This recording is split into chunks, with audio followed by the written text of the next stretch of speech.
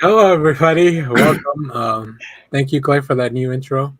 I know. Love the. I didn't realize Moon Knight was so memeable. Yeah. Oh, super memeable. Are all of those actual bits of dialogue from comics, Yes. or have they been revised? Wow, that's impressive. Some of them are. The Dracula ones are revised. The Are they? Damn. Yeah. Punisher one, I believe, is real. Yeah, that makes because those two get along so well. Yeah, and then the Spider-Man one is real too. I love it. Love it. All right. Well, welcome everyone. Today on our show, as you can see from the thumbnail, if you've been waiting, we'll be talking about. Last week, Josh and I were talking about before the show a book that he read. It was a Rocketeer Spirit crossover that he read a while back, and Josh is a big Rocketeer fan, and it was unexpected when he told me that he did not enjoy that. So, and a big Spirit fan. I'm a fan of both of these characters. He's a fan of both. So like that seemed like the Reese's Pieces, you know, exactly. For Josh. But as we got to talking, I was like, well, would you like to revisit the comic? Maybe you changed your mind, because as we grow as people, Yeah, our tastes differ, and we hadn't read it. So, well, at least I hadn't. I don't know about you guys if you had read that crossover prior. And with the name Mark Waid attached to the book, like expectations are high. right. Very, like everything very high. here was this. Like when it was announced, I distinctly remember. Oh, this is the dream book I've been wanting. Mark Waid's writing it. It's a slam dunk. I have thoughts. Slam a dem a dunk.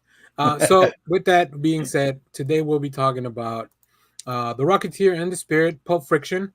We'll also compare it to a few other books that we've read from the Rocketeer. I read a few more things. The guys read a few other things. Well, Kyle probably has some storage. Pull up your files, Kyle, for the Rocketeer on your memory. I got nothing. I've just got. Well, that's all I read. I thought that's all we were going to discuss. Oh, really? This is the only Rocketeer you've ever read? I think I may have skimmed through some of the books, but I don't remember the titles. Okay, that's interesting. What about the Spirit? I'm pretty new. No, I'm not. I mean, I like the Rocketeer as a movie, but I mean, I'm not big on the comic books. What about the Spirit movie? What? Okay. Trash. The Spirit movie is like the The Spirit worst movie comic is book movie. absolute. Yeah, it's an I abomination. expect to see some of that on the list maybe next week. Oh god, when we do our worst comic show. visually, it was stunning. Like the visuals were stunning for the movie, but the story was utter garbage. Yeah, dialogue, Just such everything, garbage. tone, everything is wrong about that. You think a movie that's gonna have Scar Joe and Samuel L. in there is gonna save it? No, even they couldn't do jack. No, it's We'll save that conversation for our worst comic shows. If you haven't voted on our poll, I didn't even. check that out. I forgot about that one. Yeah, that's true. Yeah, that's so got to be top of the list. Yeah. So we'll have a worst comic book adaptations from 1998 to the 2002 right now. So you can go check out on our Twitter. There's a survey you can send us your list. Are we doing shows or movies? Just movies. Just movies. Oh, okay. Just movies. As I would say, a couple of weeks ago, I binged through the old Superboy TV series that was on Tubi. Oh, yeah. And God, and that could be bad too. Yeah, I also left it at 1998 plus because I think movies prior to that deserve their own show. Because it was like a whole. I feel like Blade marks the beginning of the modern age of comic book movies. I can see that. Yeah. So, anyways, but today we're gonna talk about this book, Pulp Friction, the Rocketeer Spirit, Pulp Friction. Which cool name, I like it. Yeah, it's a great name. Before we get into it, does anybody want to tell us a little bit about who the Rocketeer is and who the Spirit is? Didn't we already do this? Josh, go ahead.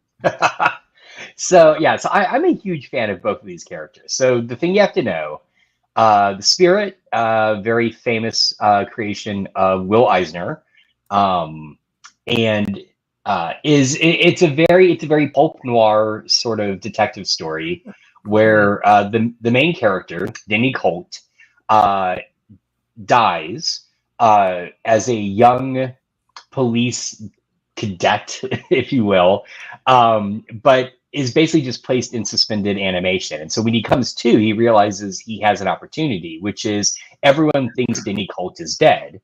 So what he can do is basically become a costumed vigilante and fight crime outside the system as the Spirit.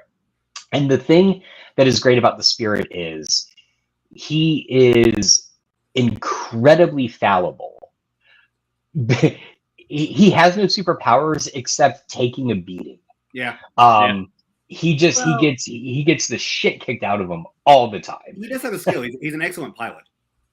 Oh, I didn't know that. I'm thinking of Rocketeer. My bad. Oh yeah. No, I mean his the Spirit is just able to just basically get into scrapes and just take a beating. That's basically it. So how his brain is not mush at this point, I have no idea.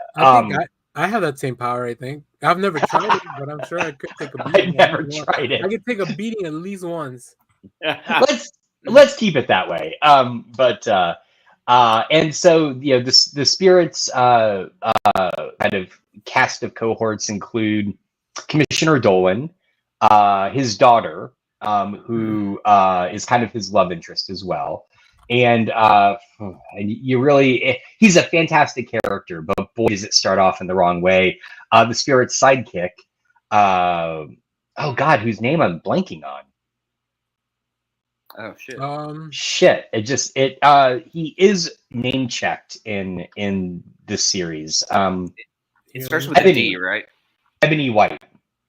Oh boy. Yeah, I know. A young black child who helps him. I won't even show the picture that I found. I wouldn't. But here's the thing, just like as a slight salve on that is that Eisner later realized that when he had created Ebony, it was very much in the vein of like a black stereotype of the era, and he works really hard to rectify that. So by like later in the series, Ebony, is a fully formed character. At one point, he actually like leaves to go off and like pursue his own stuff. I mean, it's Eisner tries to make amends. Okay. So that's the Spirit. The Rocketeer, famously created by Dave Stevens in the 1980s, is a throwback to those types of pulpy, noir-y sort of stuff. Oh, sorry. Go ahead, Kyle. No, I was saying, like, weren't like some of the old serials like the Rocket Man or something like that? Yeah, clear inspiration, right? So, was it Commander Cody? Those like old movie serials. The Rocketeer is a pilot who comes into possession of a rocket pack that, in the original comics, is not created by. I was going to say Hugh Hefner. That's not right. Howard Hughes. Howard Hughes. Thank you. But they never name him, but you see him. It is Doc Savage, and again, he is name checked as well in Pulp Friction. The Rocketeer, is just a scrappy, hot-headed guy, and his sidecast include Peavy, his friend, who's also the mechanical genius behind everything, and his girlfriend Betty, who is a clear reference to Betty Page. Yes. To the point where she looks exactly like Betty Page in the original comics. So that's just a quick introduction to the two. She looks like Betty Page when Dave Stevens draws her. Yeah. Well, I'll give some props to Paul Smith. Paul Smith. Yeah. Paul Smith does a good job on this book. If you want more information on the Rocketeer, we did do a whole show where we talked about we can't see that, Clay. I know. I went to pull it up and I was like, shit. Where we talk about we watched the movie and we talked about it. It was my first time watching the movie, so you can catch it all there. We recommend the movie. I think we all liked it, right? If I remember. Oh, yeah. It is top superhero movie. Yeah. For me, like ever. Like I love the Rocketeer movie. I'll have visuals, Clay. I'll have visuals. I have the comic. Stop disappearing on us. I know. It was the Adventure magazine, so it was Dave Stevens art, and I really wanted to show it off. I see. I can look something up too. Before we get into talking about this book, I do want to talk about the creators, because I feel like that's probably one of the contention points of this book. This is written by Mark Waid. At the time, this was published by IDW and DC Comics because they had the rights to the Spirit, which fucking blew my mind as I was doing research for the show. Yeah, here, keep talking, but hang on. Oh, thanks, Josh. Sorry. You're the director of this episode. No. Yeah, and we have art. Issue 1 is drawn by Paul Smith. Issue number 2 is drawn by Lawston Wallace. Issue number 3 and 4 is drawn by Jay Bone. We have additional inks by Bob Weisek and colors by Jordi Belair, Hi-Fi Designs, and Ron Fajardo, respectively, for each of the creators I mentioned earlier. Letters by Tom B. Long, and like Josh mentioned, the Rocketeer was created by Dave Stevens, and the Spirit created by Will Eisner. I do have, so as I was doing research here, I do have I found an article from a certain bleeding website, which I mean, Certain bleeding I'm not website. surprised they're the ones covering this because like nobody talks about this, but they do address a little bit. Paul Smith was in the previews. He was named to be the artist for all 4 issues. It is unknown what exactly happened. We just know that Paul Smith wasn't able to continue after issue 1. And then they brought in, in the previews they mentioned Lawson Wallace will be taking over, but then something happens where J Bone, who I believe is a famous inker of, oh geez, I forgot his name, Canadian fantastic artist, Parker, New Frontier. Shit. Yeah, everybody, we all forgot. God damn it. Passed away Darwin about 10 years Cook? ago. Darwin Yeah. Cook, thank you. Yeah. Yes. Who had done Spirit stuff before too. Yeah, I think Jay Bone was yeah. a big I think he worked with him a lot, doing inks and stuff. You're thinking So of I Darwin believe Cook's, maybe that might have been some of the inspiration to bring him on as the artist. Yeah. But yeah, let's talk about it, and then we'll talk about some of the stuff we read. And I'll put up visuals. If you're listening to this on our audio podcast, you can always come to the YouTube show, check out some of those visuals. Josh, since you kind of got this whole thing started, I have a theory of why you didn't like it, and I believe it's from the transition from issue 2 to 3. Partly, but that's a minor reason. Oh, okay. Well, then elaborate, please. Then let us know, because how did you feel revisiting this comic? Yeah. So, all right. So this came up because Dan and I were talking, and I mentioned, like, we were both excited for the new Rocketeer Great Race book that came out this week, and I just off the cuff mentioned how much I really hated the Spirit Rocketeer crossover, and Daniel was like, "I'm surprised." I'm like, "I know, I was too." And as we were talking, like, he made the good point, like, we should revisit it, because I couldn't really remember why I didn't like it so much. I was like, Mark Waid wrote it. I mean, it should be great. And I was like, maybe I was just in a bad mood when I read it, right? No, it is awful. It is awful. I will say I have a high level and a low level reason for disliking this series. The low level reason is the artist shift, right? No disrespect to J Bone, but of the 3 artists that work on this book, those 2 issues are by far the worst. They are very cartoonish, and I think one of which isn't bad, because Eisner's Spirit could get very cartoonish, right? I mean, it was very stylized too. It is. It's very stylized. And so it's a tough balance to get, right? I think both of these original artists, Eisner and Stevens, have an approach that is unique, but is a delicate balance. So to combine them together in that first issue, when you see Paul Smith's art, it is like that really captures the balance between the two. Like, Smith nailed it. This just, weird cartoony Kingpin guy, and Betty is fine, but she just never quite looks right. I hate this guy, Davey. I'm sorry. Yeah, it's wow. That looks awful. That guided view is terrible. This is Betty. Yeah, it's Betty. Which, again, I don't mind.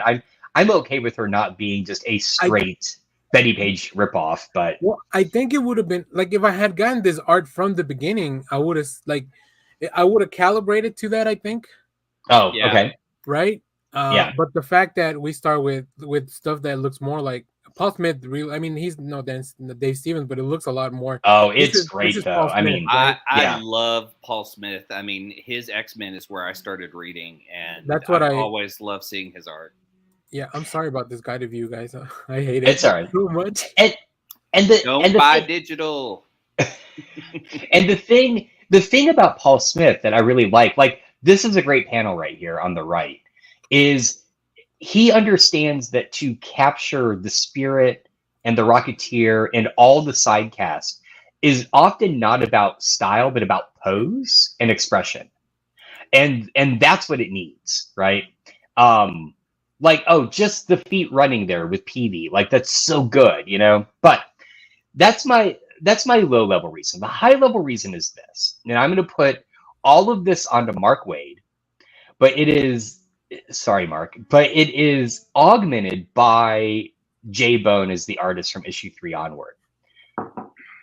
This is a spirit comic featuring the Rocketeer and Betty and that cast. And what's even worse is Waid doesn't really get the Rocketeer or Betty. He doesn't get the relationship. The fact that the minute Betty appears and the spirit's on screen, she's all over him, that is not Betty from the comics, right? It's just not. And it pisses me off so much because he uses her as a sort of sexual foil. And I don't know if maybe, again, I hate to speculate about what he was thinking, but I wonder if he was just thinking about Betty Page as a construct, right? Rather than Betty, the character from the Rocketeer. It didn't work for me. And I nearly, if I had the book physically, I would have thrown it across the room in issue 3 when Cliff is in the spirit's lair and he's freaked out and he remains freaked out for the rest of the book. I'm like, that's not Cliff. What is this, right? He might be a little perturbed. He's not going to run out of there afraid of ghosts. I don't understand what the hell Waid was thinking. It makes no sense to me. So that's my complaint. It is fundamentally, if it had been a spirit book with Commander Cody and just a side cast that Waid invented, fine, right? I would have enjoyed it as a spirit book. It is not a Rocketeer book. It is a spirit book with these characters kind of jammed in. And it has such a great start, too. Like, the mystery in the first issue of how the body got from the East Coast to the West Coast is a wonderful hook. And I finished issue 1 thinking, why did I hate this? This is great. And then I started issue 2 and I'm like, oh, I get it now, right? Like, this is really bad. So, I hated the interactions in the first. I mean, that's really everyone just nitpicking and going back and forth. It's like none of the characters had any sort of stable ground to be on. And then it was like, you know, the girls were attracted to the, you know, the hero from the other story. And it was like, what is this? You know, they were just, everything seemed so displaced in the whole first one.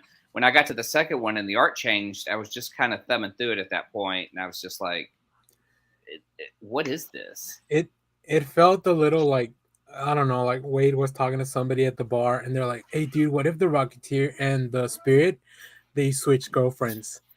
That'd be weird, right? Yeah.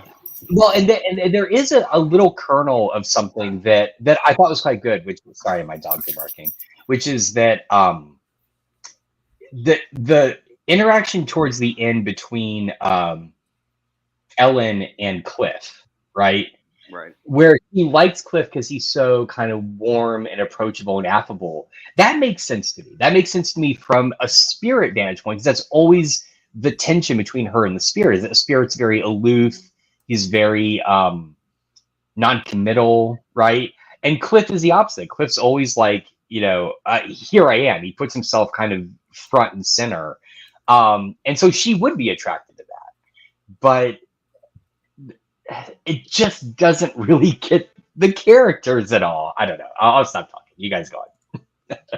There is one thing I like towards the end, and I think when the Spirit obviously understands the value of a secret identity. So when he gives them a little domino mask, I'm like, this is when I know they're friends now. Oh yeah, right. I like that part. I like the part that like he kind of gave them that and they like became like crime fighting buddies. Yeah. They call him the buddy cops. I wish this had happened earlier in the story. Yeah. So then they could focus on like Cliff and the Spirit now working together, right? Yeah. Every team up starts with confusion and a fight, and then they become friends and work shit out. Right. But their arguments and stuff were so heavy, and it wasn't fun to read. Well, sorry. Go ahead. No, go ahead, Josh. Go ahead. Well, yeah, and I was gonna say like the other moment that really ticked me off for not understanding Cliff as a character is the first time they team up, right? And he basically just throws the Spirit from the air onto the plane. Yeah. I was like, Cliff would never do this. Like, even for him, this is too reckless, right? Like, if he's going to endanger anyone, it's going to be himself. It's not going to be others. But yeah, I will say I did really like the whole FDR sequence. That was pretty good. Yeah, that was good. You full screened yourself. Yeah, I was gonna say, Daniel, you're full screen. Oh, oops. Sorry. I had a Cliff moment there that I wanted to be in the spotlight. I mean, for me, I love the Paul Smith art, but I feel like if you're gonna do a Spirit book and a Rocketeer book, you better lock the art down. And especially in such a limited series, not have 3 different artists on it. There should be a style to it, because you're following Will Eisner and Dave Stevens, for God's sakes. Yeah, If the book had all been done with the artists of the last 2 issues, I would have been totally fine with it. I actually kind of thought it was a fun style art to see both those characters done in. Yeah, I guess it's just the consistency. Yeah, and that you're right. You're like going from Paul Smith in the first one to what we have in 3 and 4. I mean, but the thing is, I kind of like 3 and 4. I was like, if the whole 4 issues had been done that way, I think it still would have been a really fun book. Yeah, I mean, I always think about like, is there anyone who could do the Spirit or Rocketeer and have their own style and still pull it off? I think there are very few. So it's a hard act to follow. I'm about to show you some people. But I will say, I think I'll throw out a Bill Sienkiewicz. He could easily do both of those books, and they would look fantastic. Yeah. Well, and I mean, and the thing I think, like to Kyle's point about like J-Bone on those last 2 issues, is having read a lot of the more recent IDW revival stuff. That's more the style. People tend to go with a more, I don't want to say cartoony, but more like lighthearted, stylized. I always had this dream back when the movie first came out. I would do tons and tons and tons of sketches of trying to redesign the Rocketeer in a Bruce Timm style Batman the Animated Series, because to me the Art Deco approach of Batman TAS would fit with the Rocketeer because it's also Art Deco, right? Yeah. And so Noir Heroes, and I don't feel like those 2 characters from the books I did read, they're like that dark of characters. Like maybe they're in a dark kind of sort of world, but the characters themselves are more like, I think, like uplifting kind of, happy kind of characters. Oh, yeah. Well, I mean, the Spirit always plays with, like, stylistically, it's incredibly dark, right? But that's a style. Batman. What? He's not Batman though. Like I've never known him to be like a really brooding kind of character. I always seen him like kind of smile. No. The setting is brooding. Yeah. The Spirit is sort of inserted into that, and he can go from like brooding to lighthearted really quick, right? It can shift on a dime, and it often does. But yeah, no, I see your point. It's not the character itself driving the style. It's the setting as a style with the character inserted. So I was just real quick. I reached back to point out because you had said, Daniel, you were surprised this was a joint DC IDW venture. Back in 2000 onward, DC was the official licensee for all of Eisner's stuff, including the Spirit. So they re-released all the classic Spirit in these nice Spirit archive editions that I only was able to grab 2 of them. But yeah, I mean, they put out a ton of stuff, and then I want to say today isn't the license with IDW for the Spirit? Yeah, I believe so. Okay. Yep. Which I'm surprised they haven't tried another crossover. I just don't get Mark Waid to write it. Well, we'll hold on a minute because I read, and we'll talk about that in a minute. I read another Mark Waid Rocketeer book that I really enjoyed. Really? I want to go. Is it Cargo of something? Cargo of Doom. Yeah. Yeah. Okay. So I just want to show real quick. So we have. Oh, here, let me do this one. Hey, look at that.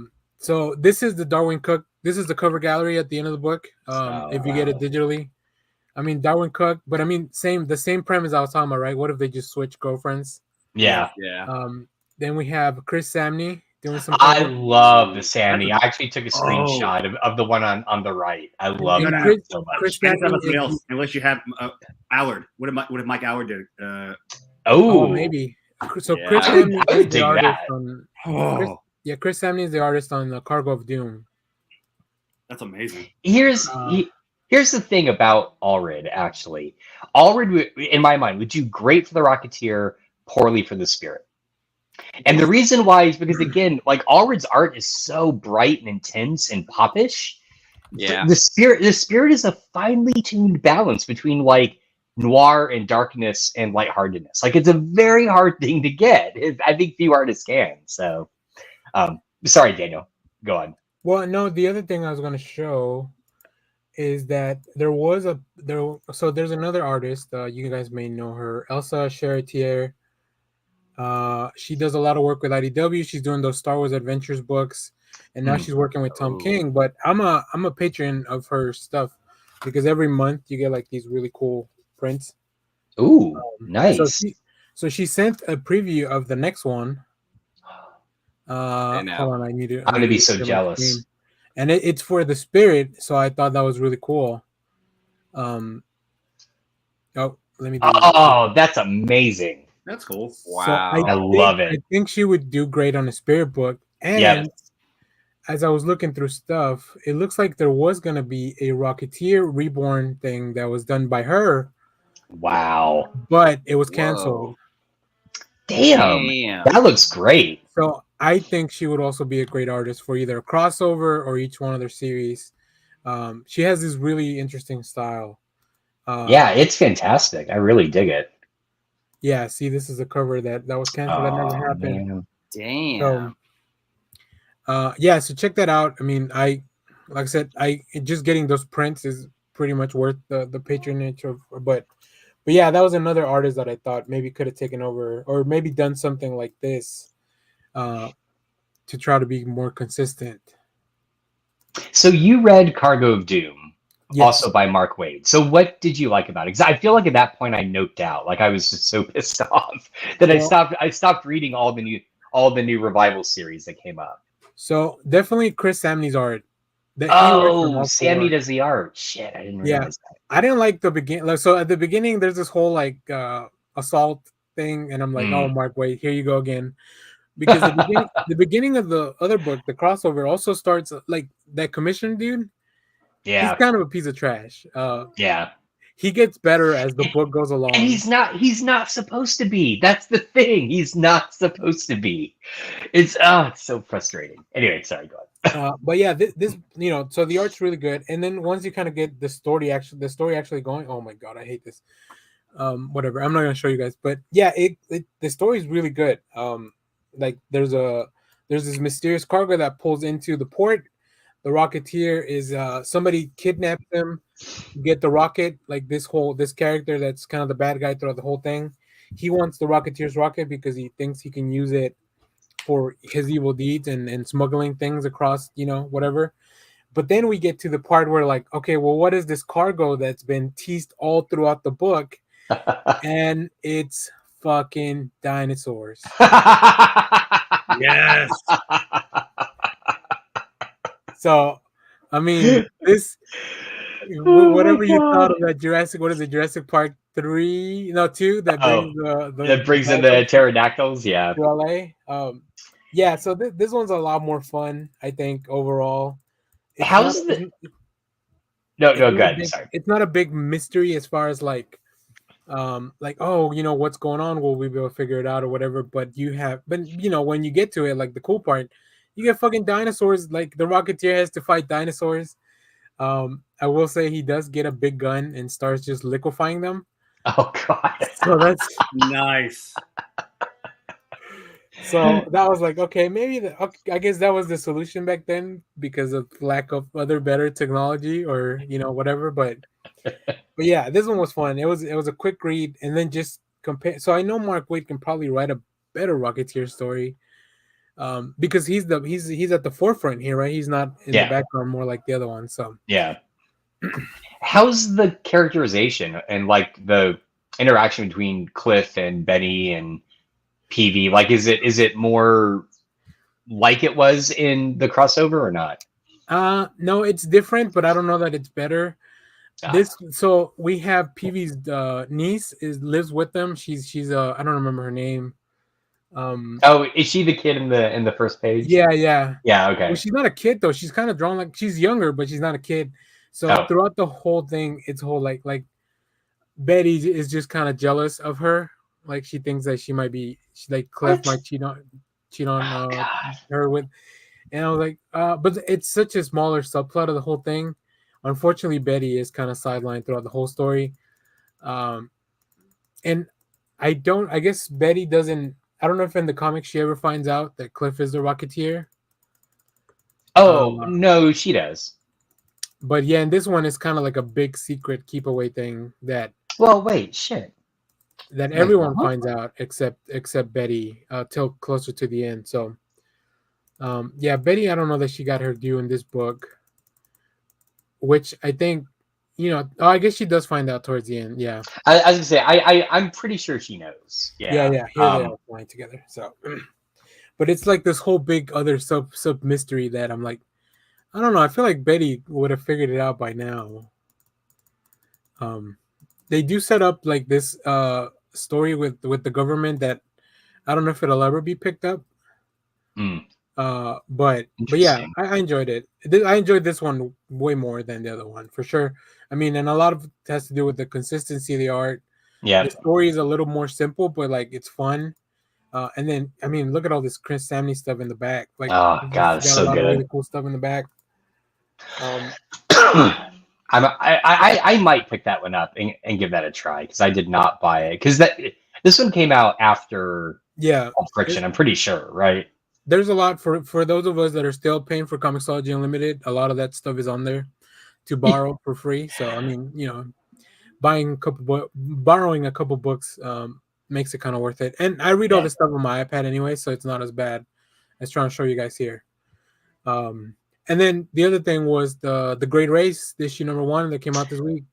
Love it. Liked it a lot. Love it. And I find it interesting, and I'll just say this here, I guess, before we go into our what we read this week. The writer-artist here makes a conscious effort to clarify this is a sequel to the original Steven stuff. None of the IDW stuff, like the Mark Waid stuff, is clearly canon, right? Yeah. So this picks up right after where the Dave Stevens stuff ended. So, or not right after, but it's clearly after. In that same type of time frame and stuff. Yeah. Yeah. Well, and like the events of those stories are name checked in here. So like the New York adventure, stuff like that. Yeah, this one story and artist by Stephen Mooney. He'll be doing 4 issues of the Rocketeer of this Great Race story. So if you want to know more, you can go check out our review for this week. And also I think we recommend that as just a thing to get into, because you do get a little bit of backstory of like who Cliff is, and it's new reader friendly. I guess that's what I'm trying to say. Yeah, it is. Absolutely. Now, Clay, I know you read a couple other things for the Rocketeer. Yeah, I got out some of my Rocketeer adventure magazines that Momoko put out. So jealous. And dude, they are in pretty prime condition. I was surprised. Wow. It's really the art, man. Like Dave Stevens, like when you read a Dave Stevens Rocketeer, it's hard to go look at other stuff, because I mean he just makes everything on that page pop. Yeah. I mean, there's like, while I feel like the spirit is very stylized by Will Eisner, there's a I don't know, everything about Dave Stevens is like he lived in that era. Like the way he draws everything is like it's like he is surrounded by it, and he can look at it and just sketch it out. And then it can just make, like, all the clothes are perfectly, set for that time period, and just doing the characters, like, he created them, he knows the tone, and that was something that was missing from Mark Waid. I felt like he didn't really. The Rocketeer just seemed like he was constantly on edge and irritated, and just like rageful. Where the women were I just didn't like the way Mark Waid wrote both the ladies in this book. Yeah, totally agree. Yeah, but like if we had some Dave Stevens stuff, like just his Betty is iconic. Oh, absolutely. Yeah, I mean, we have to talk about. Betty Page at the time Rocketeer came out was unknown. Nobody was talking about Betty Page. No one knew. And you would go to conventions and Dave Stevens would have a table and he would have Betty Page stuff because, he was a huge fan and he wanted to show like off her photographs. And that's why he put her in the comics, just to bring attention to her. And so her popularity, I mean, I don't think there would have been the Betty Page documentary, the Betty Page movie without Dave Stevens. And Stevens knew her too, right? Right. He knew her in real life. And that was the neat part. Yeah. These were the two books that I had. And that's a Dave Dorman cover on issue 2, man. Or is it really? Dave Stevens and Dave Dorman together. So you may know Dave Dorman's art from a lot of Star Wars covers. But yeah, and the other part is because it's a magazine. There's like old there's articles about old airplane stuff in there. Oh, and wow! And then a third section with Charles Vess, or is it Charles Vess who did Starstruck? Mike Kaluta. Mike Kaluta. Oh, okay. And Starstruck is in the 2 issues that I have, the first and second one. So I mean, you're looking at like beautiful art in both stories. Like, it's just amazing to look back at those and go, if I was going to put Dave Stevens and Mike Kaluta in a book, it would be way more expensive than this. Well, speaking of, if you've never read the original Dave Stevens, and expensive, April 26th is when IDW is re-releasing for the 40th anniversary of the Rocketeer Artist Edition. I am seriously considering picking this up. I really shouldn't. But again, because I'm stocked, I owned all the Rocketeer stuff on Comixology, and I'm so, like, I got rid of my print copies I had. I had an original hardback of the first series that I bought back in the 90s, and I got rid of when I bought it on Comixology. Because I'm like, wow, I don't need this anymore. Yeah. That's my bad. So I might pick this up, but it's $135. It's really expensive. I'll have to get my wife on board. That's worth it though. I feel like I know. I mean, for a book that you love and as much as you've been a fan of, I feel like that's a good one. That's a good investment. I kind of agree. Yep. All right. If before we does anyone have any final thoughts on this, because I think Kyle sent me a video which I think we'll wrap up the conversation with. I love it. So we'll take a look. I will say final thoughts. One last thought. I'll say I think at some point down the road we should do a spirit show, because I think there are some absolutely classic stories from that. That, again, I think until you read the original stories and what Eisner is trying to do with them, the spirit just doesn't make sense, which I think why trying to like translate him to other media has always failed.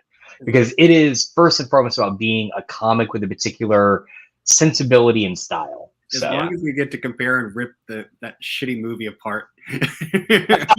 We might have to, actually. I don't want to ever have to watch it. I watched the first 15 minutes and turned it off. I had made it as far as 30 minutes, and that's it. I'm was sorry. in theater when I saw it, and I actually went through the whole thing, and it's like, Oh, you poor bastard. So let me tell you just real quick. Here's what when I watched The Spirit. I went with a friend, and then we had other friends at the theater. So once we were done with The Spirit, their movie was still going on because it started a little bit later. So I sat through after I watched The Spirit, I sat through the latter half of what's the Mike Myers Guru movie? Oh The God, Love Guru. Love Guru.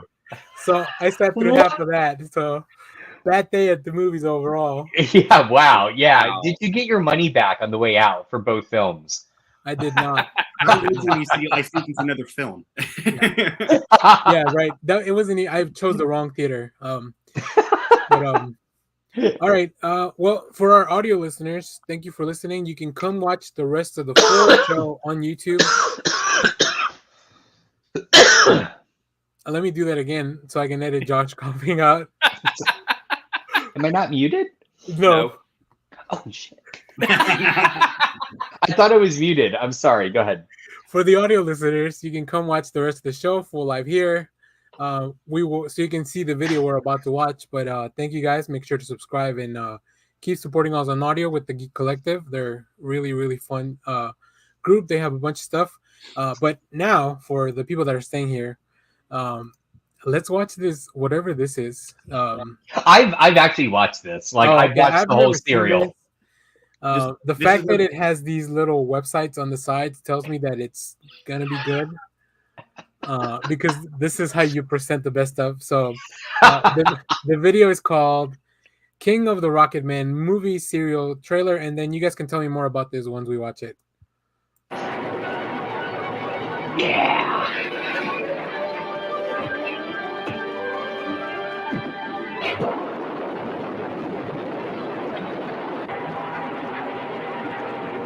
Aliens. When a gang of foreign agents plot to kill the leading scientists of the world, Jeff King, thunderbolt of the air, wrecks their plans by his heroic action. Rocketeer. Bringing you a screen full of pulse-pounding excitement. There's only one answer. Jeff King must die. Yes, but how? We've already tried a dozen ways to kill him. There's one way we haven't tried. Listen to this. Yours is the wealthiest city in the world. I want that wealth. If you fail to meet my $1 billion ransom demand by Wednesday at 2 p.m., I will destroy New York City.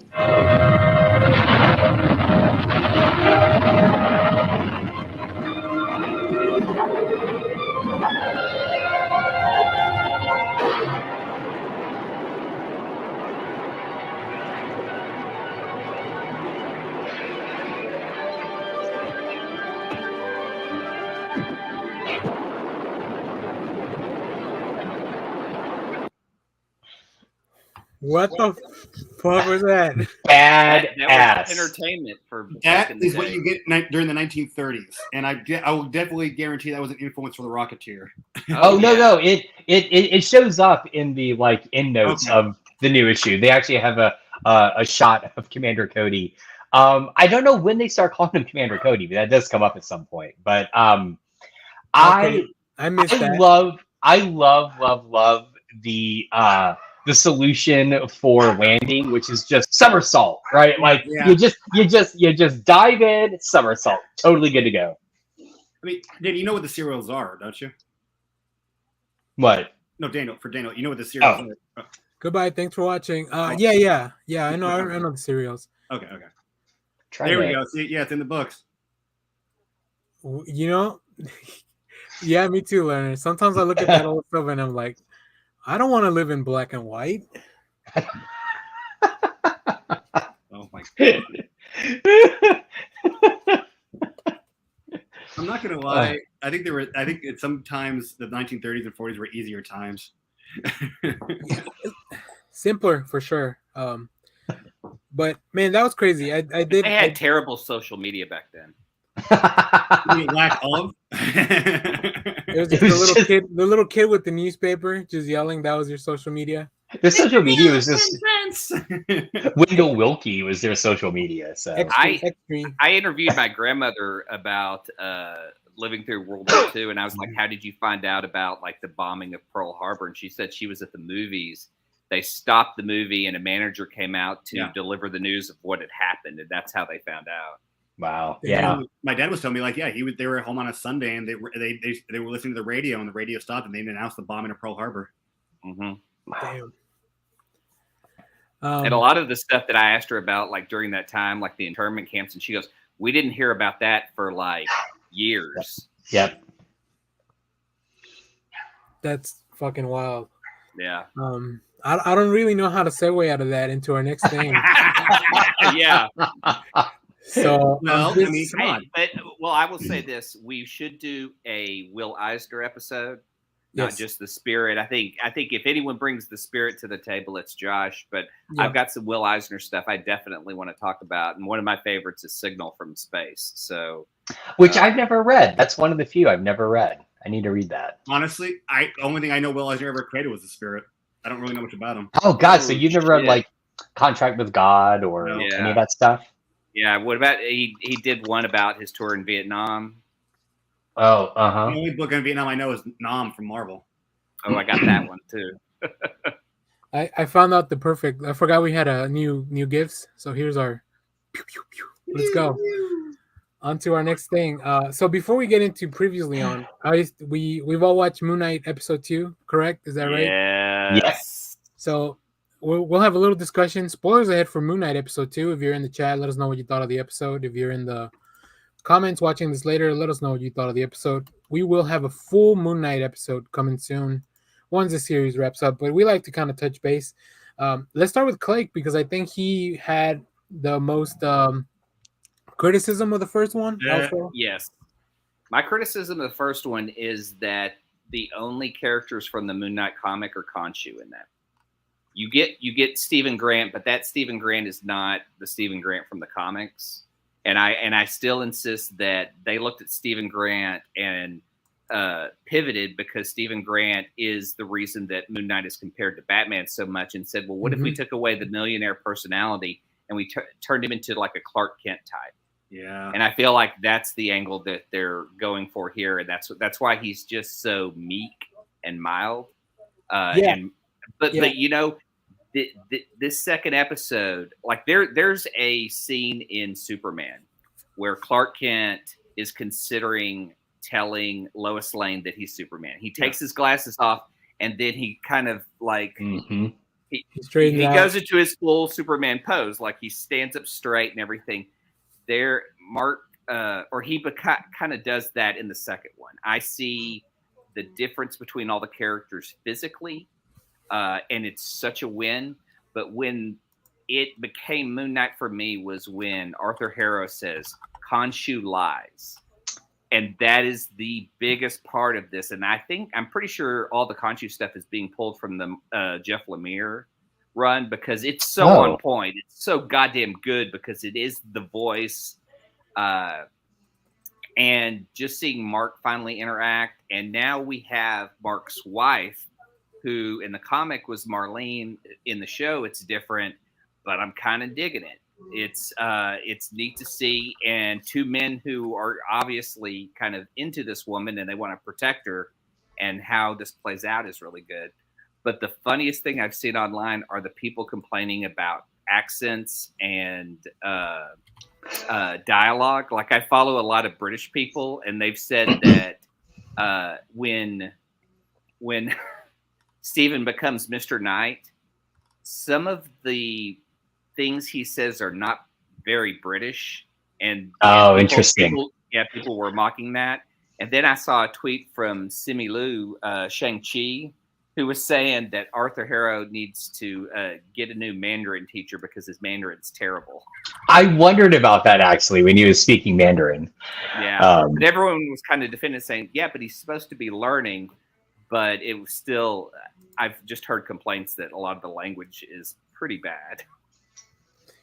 How did you like this characterization of Mr. Knight? Because I thought when I saw that, I enjoyed it, but I thought that might be a divisive point for comic readers. I had the exact same thought because I was like, oh, this doesn't pair up with how you guys all described this version of Moon Knight to me, right? I haven't read it, but I was like, oh, this feels like if the Stephen Grant they're presenting in the show becomes Moon Knight, he's going to be this like dapper gentleman, you know? So yeah. So to Daniel's question, I enjoyed it because it was fun. He was still strong, but obviously there is something between the personalities that Stephen has a power that he can do this.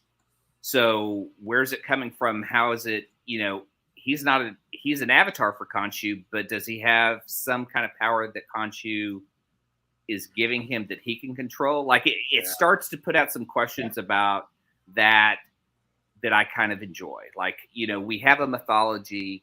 I enjoyed every scene with Arthur Harrow and Stephen Grant because that walk through the compound, whatever, the neighborhood or whatever. Yeah. Just Ethan Hawke, dude, he's so fucking good. He's great in this. Yeah. I enjoy it. And the exciting part is that we know that he was a Moon Knight previous to this too. So are we ever going to see a flashback? Well, he said he was an avatar. Right. He was an avatar of Khonshu. That's right. Okay. So there's the possibility of seeing a really cool flashback of a young Ethan Hawke because that they'll, make you young in a heartbeat. They love to DH people in the FCU. Yeah, they are. I mean, just pull him right out of Reality Bites and turn him into an avatar of Khonshu. So I have here a little clip. Oh, I hate this stupid. There you go. What?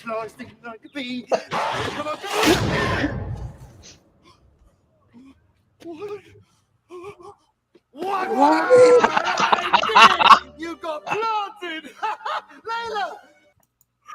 I love that. I love that. That is such a great scene. And that is nothing like Mr. Knight in the comics. Right. That's what I was thinking.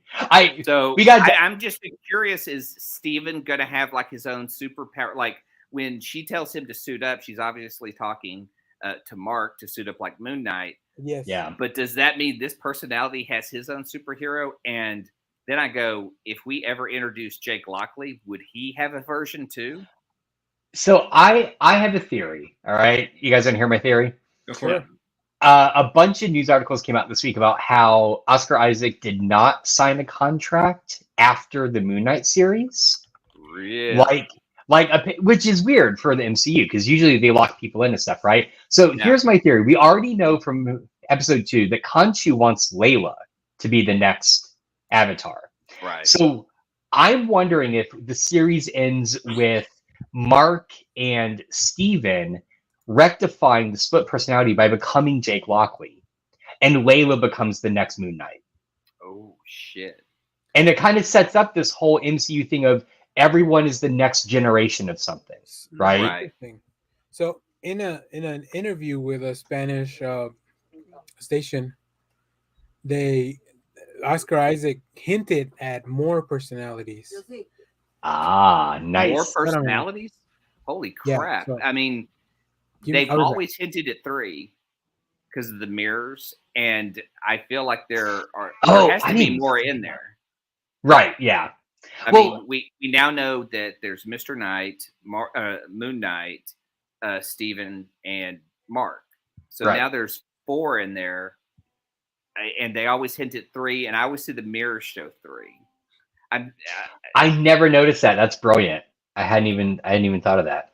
Yeah, I mean, it's weird seeing a show that I've always wanted to see and Moon Knight, and I kind of just want to see Arthur Harrow hanging out and talking with Mark, or not even Mark. Well, I guess Mark Spector too, but because he asked to talk to Mark. Yes. But him and Steven, like Steven's just so terrified and has zero confidence, but Mr. Knight has all the confidence and the power.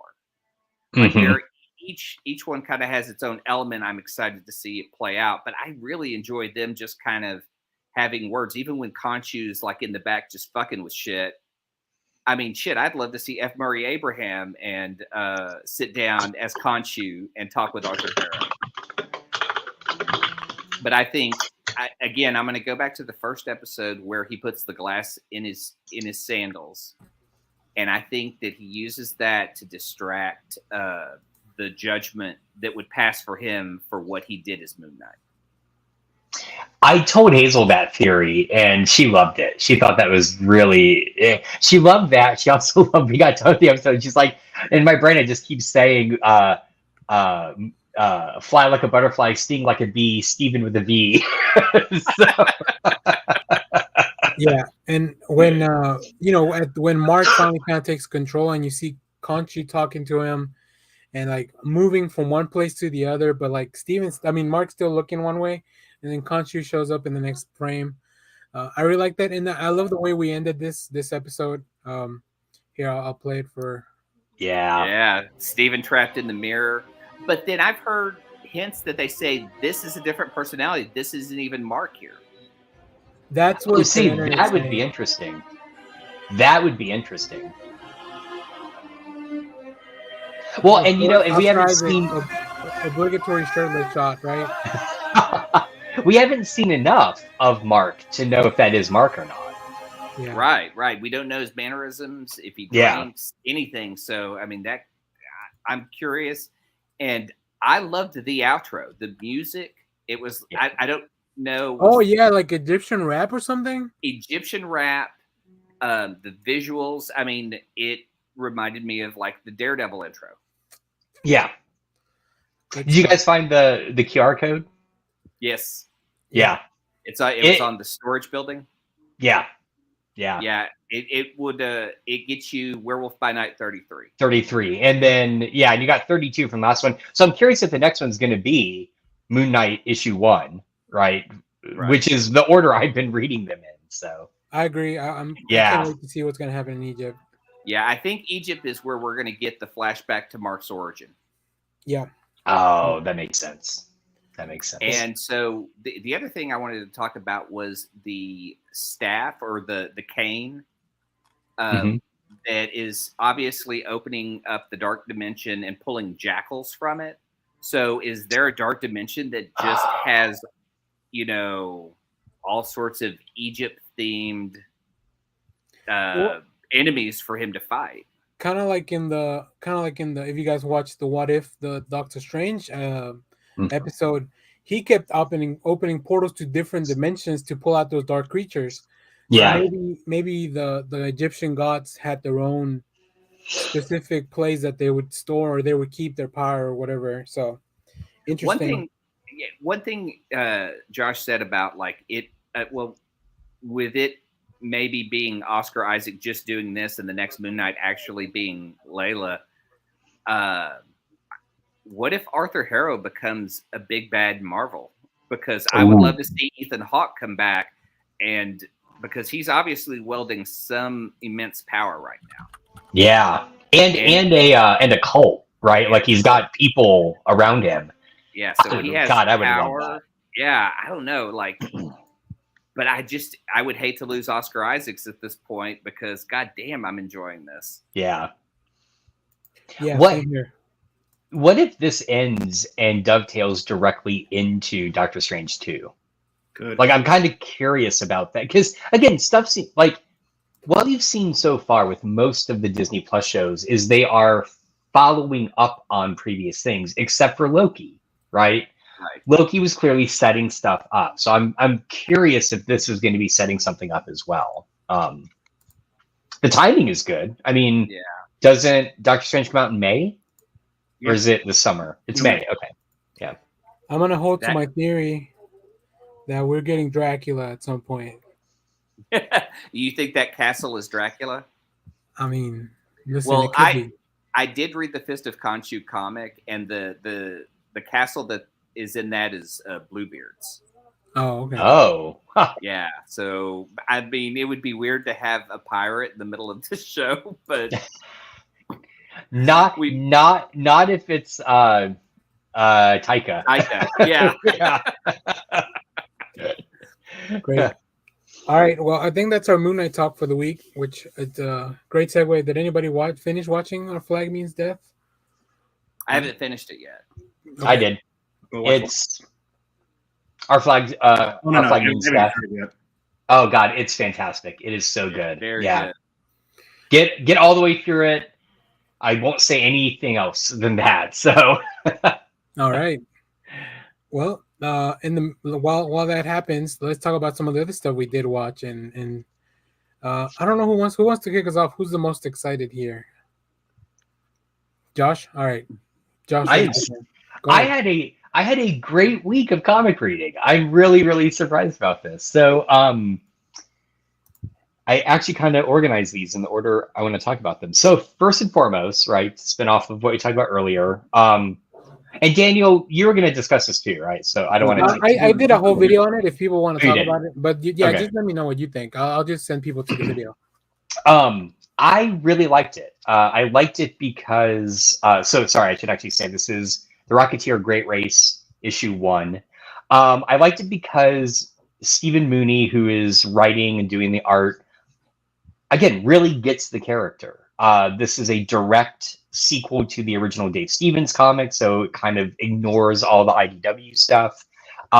Even though he is clearly trying to emulate the, let me find a good panel here, the style of Stevens, and there's even like panels or moments that I swear he's looking back at the original Rocketeer stuff and just kind of copying the face. No disrespect to him. I'm just saying, like, to get that kind of expression.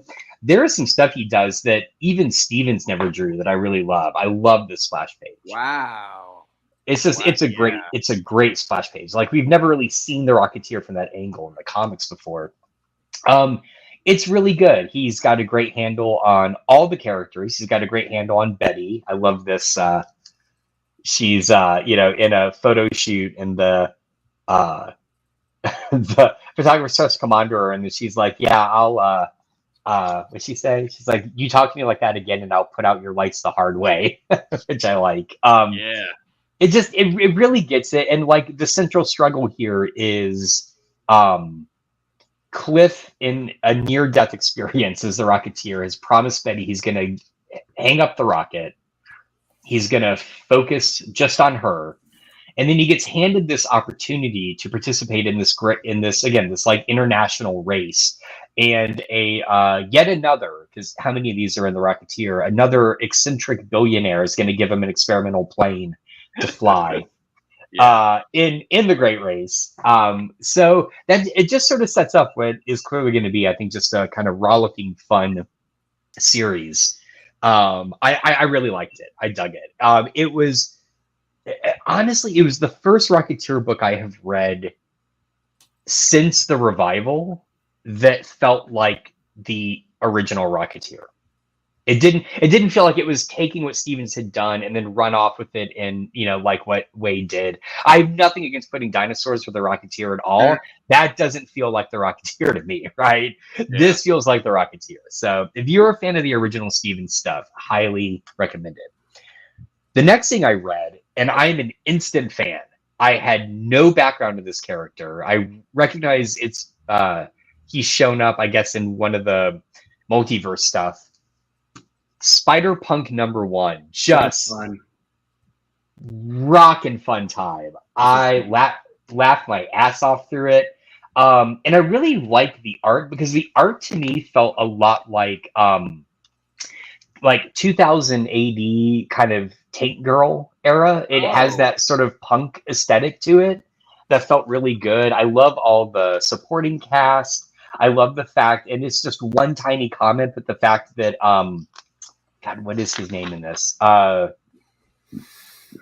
Captain Anarchy is Native American, right? Like, I liked all that aspect to it. It was great. It was fun. I feel like I do need a little more about whatever universe they're in, because it's very clearly music based, and I don't get that yet. Like, it's Craven and the Hunters. It's like their band. There's a couple of references to again, kind of a music obsessed universe, and I don't really understand what that is, but I read this and immediately walked out and handed it to my daughter, like, you've got to read this. Like, you will cover. You do. I picked this one intentionally. I really liked it. Yeah. I almost picked it up. I should have. It's who did this cover? Wolf Maria. Oh, thank you. Yeah. Yeah, no, she's a Mexican artist. I've been following her work. Oh God, it is so great. I loved it so much. Who did the interior arts? Because you said Tank Girl, so I'm getting a Jamie Hewlett vibe. Yeah, it's Justin Mason did the interior art. The writer's Cody Ziegler. The color artist was, oh God, I'm gonna mispronounce this, Jim Charalampidis. Charalampidis. Lettering by Travis Lanham. So yeah, just really solid. I mean, if you're jonesing for just a new Spider-Man book, go check this one out. It's great. Yeah, that Spider-Punk is one of the ones that I wish had also gotten a series like back then when Spider-Verse happened, because he that's where he was introduced, right? He was introduced at the that was same my time question. Okay. Yeah, he was introduced at the same time as Spider-Gwen. She got a series, and now she's one of the most popular characters. So like, I would think the same thing could have happened with this version. I almost said his name, but I don't want to spoil who it is for people that don't know. I know his name, and I have no idea. So he's a different character in all the other universes, but he is Spider related. So really? Okay. Well, then offline you'll have to tell me who it is, because I want to know the name. The name meant nothing. I guess I'll just say it now. It's Hobby Brown. Yeah. Who's that? Rocket Racer. Shit! Sometimes he's been the Prowler sometimes in other comics. Yes. Oh, you're right. It's Prowler, not Rocket Racer. Rocket Racer was somebody different. Yeah, okay. All right. Prowler. That makes so much sense now. All right. I couldn't figure out who it was. It's the Prowler, not in the Ultimate Universe, because that's where it's Miles's uncle. Yeah, 616. That's 616. Yeah, but in the normal, and then he was also like he was Spider-Man for a while when he needed like a double, like a body double. He was it's very Hobby's big. When Peter became the millionaire and was doing like his, Spider-Man over around the world, he was having him play Spider-Man in New York. Yeah, interesting. Okay. I do really like, by the way, his jacket has the friendly neighborhood Spider-Man as like the little metal tag on the back. Okay, let me go through this a bit more. So now I want to know, in that universe, is Dazzler like a god among superheroes because she's already infused with music and superpowers? Oh God, I want that to happen now. She's probably not even into music. Well, what if in that universe she is like an elder superhero, and that explains the whole like disco theme, and all the younger superheroes are punk related? Could be. Maybe. Anyway, does Galactus have a band of heralds? I want that. That's awesome. Galactus and the Heralds. Galactus and the Heralds. Yeah, totally. Wouldn't his group be called the Food Fighters? Oh Lord. All right, let me kick Clay off. I'm gonna let that joke die. Let's see. I had a big week. So issue 2 of this came out. Wait, sorry, I put a miss. That's chaos in you, Clay. We know that. So issue 2 of this came out this week, but I hadn't read issue 1, so I picked up both. Panthra? So I picked what? Is it Panthra? No, okay. That was last week. I picked up The Sumerian, Hour of the Dragon. Oh, cool. And this was that's issue 1. This is the one that came out this week, issue 2. So here's the crazy thing about this, and I'm really trying to wrap my brain around this. Is Conan in the public domain? So my question was going to be, is The Sumerian how you get to write Conan without the rights to it? Exactly. But you say that, but he's named as Conan. I mean, if you go to page 1, he's name checked as Conan. Like it's not like they're trying to avoid naming the character, right? But I know that Conan's officially appearing in the Avengers, right, or the Savage Avengers. Yeah, that's Savage Avengers property. So here's what I can't figure out. I can't figure out how the rights of this break down, because on one hand, I looked through to see if approved by the estate of I don't see that anywhere in here. So all I can figure out is that the original, and I'm speculating, I meant to look this up and I didn't have time. If the original Conan writings are in the public domain, but the rights are still held by the estate. And I say that because what this is a comic version of one of the rare Conan novels. that Oh, that it's hard to find. well, no, it's hard to find. In fact, at the back of it, what I find really cool is they actually just print the novel for you. Each issue shit. has segments of the novel. Hmm. So I can't figure out if the why am I blanking on his name? Robert Robert E. Howard. Thank you.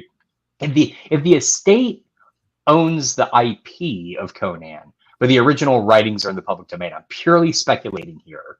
While you were speculating, I was looking it up. Excellent, thank you. The name Conan and the names of Robert E. Wright's other principal characters are claimed as trademark properties by Conan Properties International and licensed out to Cabinet Entertainment, whatever. But since those stories were published in, from 632 to 63, there's been a lot of new owners to the copyrights. It's very weird. So it looks like it depends on the country. It depends on where you are.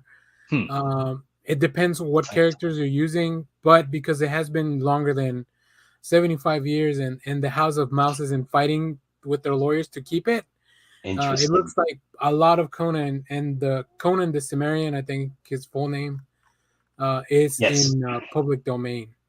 So, yeah. Interesting. Crazy. Okay. That's why. Wow. That Public helps. domain Conan. Well, and to your point earlier, Daniel, what's interesting. So I bought these at Zeus Comics, and I picked this up off the new release shelf. But I asked, "Do you have issue 1?" And they said, "Yeah, it's over on the shelf under Conan." I was like, "All right, that makes sense, right?" Even though it is the Cimmerian, again, Conan's name is not the title, but it is mentioned in the book. That said, I'm a little torn on this book. And the reason why, the art, just devastatingly beautiful. Like it is, the artist is, hang on, Valentine Sachet, and it's written by Julien Blondel, I think, and it says adapted from the work of Robert E. Howard. So I think, I want to say they're both French. I could be wrong. The art is really great. This gives me very God, I can't think of anything this morning. Jesus Christ. Well, now while you think about it, there's another character that's in the public domain. So the only thing I can think of is now is the time for the team up of Conan and Winnie the Pooh. That'd be great. Those both hit the public domain, and I want to see the Cimmerian, the Conan or King Conan invade, his honeypot and tree and hang out with Piglet. You know who's going to turn against him? Eeyore. No, it's Tigger. Tigger is the one that's going to raise some hell. We do have a live look in at Josh's brain. Yeah, exactly. I got to look this up because it was driving me nuts, and I was going to make a direct reference to it. Oh, there you go. All right, so I'm getting I couldn't think of this, very Prince Valiant vibes from this. Whoops. And the reason why is because there's a lot of exposition. There is dialogue, but and this is just a minor point to me in terms of lettering, but all of the dialogue balloons are square, as are the exposition balloons. And so they all kind of blur together when you're reading. There's no clear distinction of voice. Yeah. And that's one thing that kind of gave me these Prince Valiant vibes. If you've ever read original classic like Hal Foster Prince Valiant, it is basically a storybook. It's really not a comic.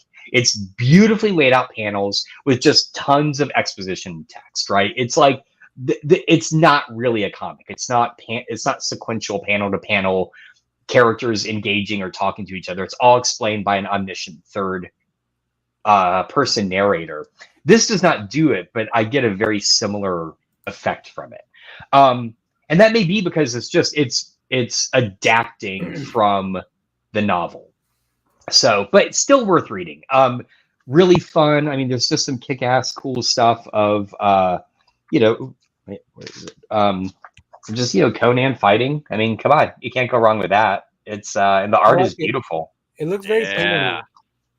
It is, yeah. It looks and feels very painterly. So, okay, sorry, I'm going long. Let me just go through these next two. Which it's fine. I love when you read comics. Awesome. I had really high hopes for both of these, and they were fine. I feel like if the rest of the books this week had not been as killer as they were, I would have liked these more. So it's a bit of just timing for me.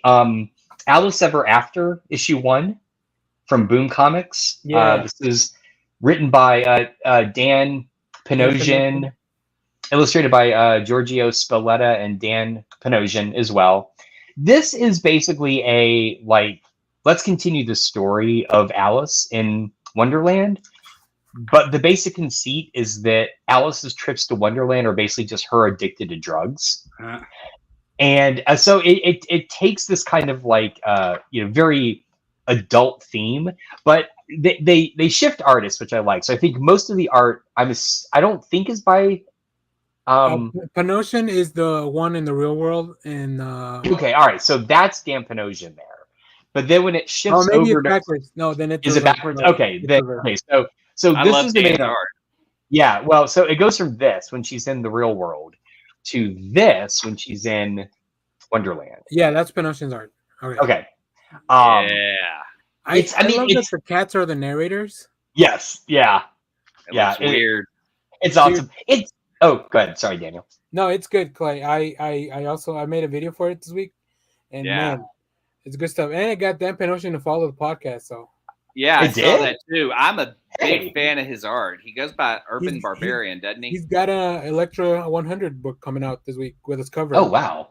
Oh shit, yeah. Yeah, I really enjoyed this. It's fun. It actually wasn't as weird as I expected. I really expected weirdness. Right. It's so far it's very straightforward. But not in a bad way, just in a very engaging way. So I dug this. I think this one will read better as a collection. I will say that. I think I'm gonna go back and read it once it's all done. I enjoyed issue 1. I like reading issue 1s to realize, to figure out if there's something I want to keep reading weekly or monthly or once it's done. Yeah, and I'll keep reading this one. I think also because this was one of the alt covers, and I really loved it. Again, a very sort of Art Nouveau approach. That one is by, is that Jenny Frison? Yes, maybe. Yeah. Okay. This was it. So for me, this was a weird week because it was a lot of issue 1s, and it was a lot of publishers I'd never ever read before. Right. So this is one of them. I've never. This was one. Ablaze, never heard of. Right. New to me. The other one was this one, which was issue 1 of West of Sundown. And this is Vault. Yep. Tim Seeley wrote. He co-wrote, I think. There's 2 people. Yeah, it's Tim Seeley and Aaron Campbell, and it's drawn by Jim Terry, colored by Triona Farrell, lettered by Crank! Exclamation mark. So Crank! Crank! This is like Jason Statham's movie. Yes, exactly. This is a really interesting book. I'm a little torn on it because it hit you with a lot in the first issue. So the basic conceit is during the Civil War, an Irish soldier fighting, and the immigrant to the U.S. discovers a vampire lady, and they become fat. This is all within the first 4 pages. Then it jumps ahead to a decade later, and she is, he's like her. Oh my God, I need more coffee. What is Guillermo in What We Do in the Shadows? Familiar, yeah, like a familiar to her. She is in high society in Boston, and they have a way because her familiar, the Irish guy, is devout Catholic, and so the tension is he would be against her killing people, but they have this agreement where she only kills and drains the blood of people who deserve it. It's very much a kind of Dexter sort of scenario. But no spoilers, something happens to that arrangement in Boston, and their lives are destroyed. So they have to head out west. Oops. And that's kind of where the book picks up, is them out west. Yeah, exactly. And her, her and him having to deal with him having to deal more with trying to keep her alive, but not having like, here is the bad person I'm gonna let you like kill, right, to sustain yourself. I was really kind of like, whatever, until and again, I don't want to spoil anything until the very last page, which springs a totally out of left field surprise on you. Yeah. And I'm like, oh shit, I've got to read the next issue now. So I recommend it just for like kind of ride the wave of the first issue until you get to that last page, and I think you're going to be hooked. So That's cool. I agree. And then finally, this is, and I'm going to trademark it, Josh's pick of the week. This is from nobody's ever said that. Yeah, I know, exactly. I've been always saying that for years until I finally started getting weekly books. This is from Ahoy Comics, again, a publisher I've never ever seen before. Ahoy. They did the Second Coming book and stuff like that. Oh, yes, okay. I do remember them. This is Guilt, Gilt, by Alyssa Whitney and Mara Sett. I just want to point out, from the first panel, I am hooked. Check out that first panel. Like, the art is amazing. Everything is great. Here's the conceit of this book. I've got the alt cover by Joe Thompson, which is this. Here's the conceit of this book. I read this book in one sitting, and I'm like, I am over the moon. I cannot wait for the next issue. The main character you saw in the first panel, that is her wedding day. And while she's going to her wedding day, she runs into a young girl, all right, who really likes her outfit and stuff. Then she gets splashed with water, right, ruining her wedding dress. Jump ahead, right? It goes from like the 1970s to 2007 or 17. Hang on. You see what date they jump ahead to. 2017. You see a woman like rushing to an apartment building to she is a trained healthcare taker, right? So she's going to take care of this older woman. She goes into this weird apartment building, finds the older woman. By the end of the issue, you find out, as she's looking around the older woman's apartment, she sees a photo of the older woman on her wedding day and a photo of herself as a kid, and realizes, wait, did I meet her before? Come to find out, the older woman lives in a kind of like secret society apartment building in Manhattan that all has designed in the apartment building a time machine. And what she is trying to do, the older woman, is go back in time and prevent herself from getting married. And that sets up the first issue. And I got done like, this is just fucking brilliant. It is great. The characters are great. The older woman is just, she's smoking all the time. She's really just like raucous and like, calls very straightforward. I mean, it is a great book. It's a great conceit. The art is great. The writing is great. Cannot recommend it highly enough. Go read Guilt #1. And so Guilt stands for, there's one panel right at the very end. Hang on. That explains I like to time travel with. Yeah, Guild of Independent Lady Temporalists. Oh. I like it. Anyway, you come for that. Just check out. She's going through her medicine cabinet, and she's like, "Is that her diaphragm?" And it has like cobwebs on it. I mean, the book is just amazing. It's so good. Go check it out. You pulled me in with the weirdo stuff. Yeah, it's great. It's great. It has. I think one of the best kind of like first issue hooks that I've read in a long time. Like, again, like to what you were saying earlier about the Alice Ever After Daniel, like that's a book I want to read the next one, but I could wait for the collection. I can't wait for issue 2 on this. Like, I want to read it now. Like, it's so great. So anyway, those are mine. That's what I read this week. Look at that. All right. Next up, Kyle, why don't you hit us? Because we read a lot of the same stuff. Yeah. And we'll try to keep it shorter than Josh since we let him. Sorry. We let you splurge today because you read so many comics. I did. All right. Okay. Kyle. So I'll just say Rocketeer: The Great Race. Really enjoyed the book. You guys have already gone over that one. Kind of eating crow this week. Read 2 X-Men books, and I may have to fucking continue. One is Same here. Same here. Yeah, Marauders #1, which is looking good. It's basically Kitty leading a new team of X-Men, and they're dealing with Cassandra Cain, who's back alive, and basically Cassandra Nova. No, Cassandra Nova. Yeah, sorry, Cassandra Nova. My bad. But still.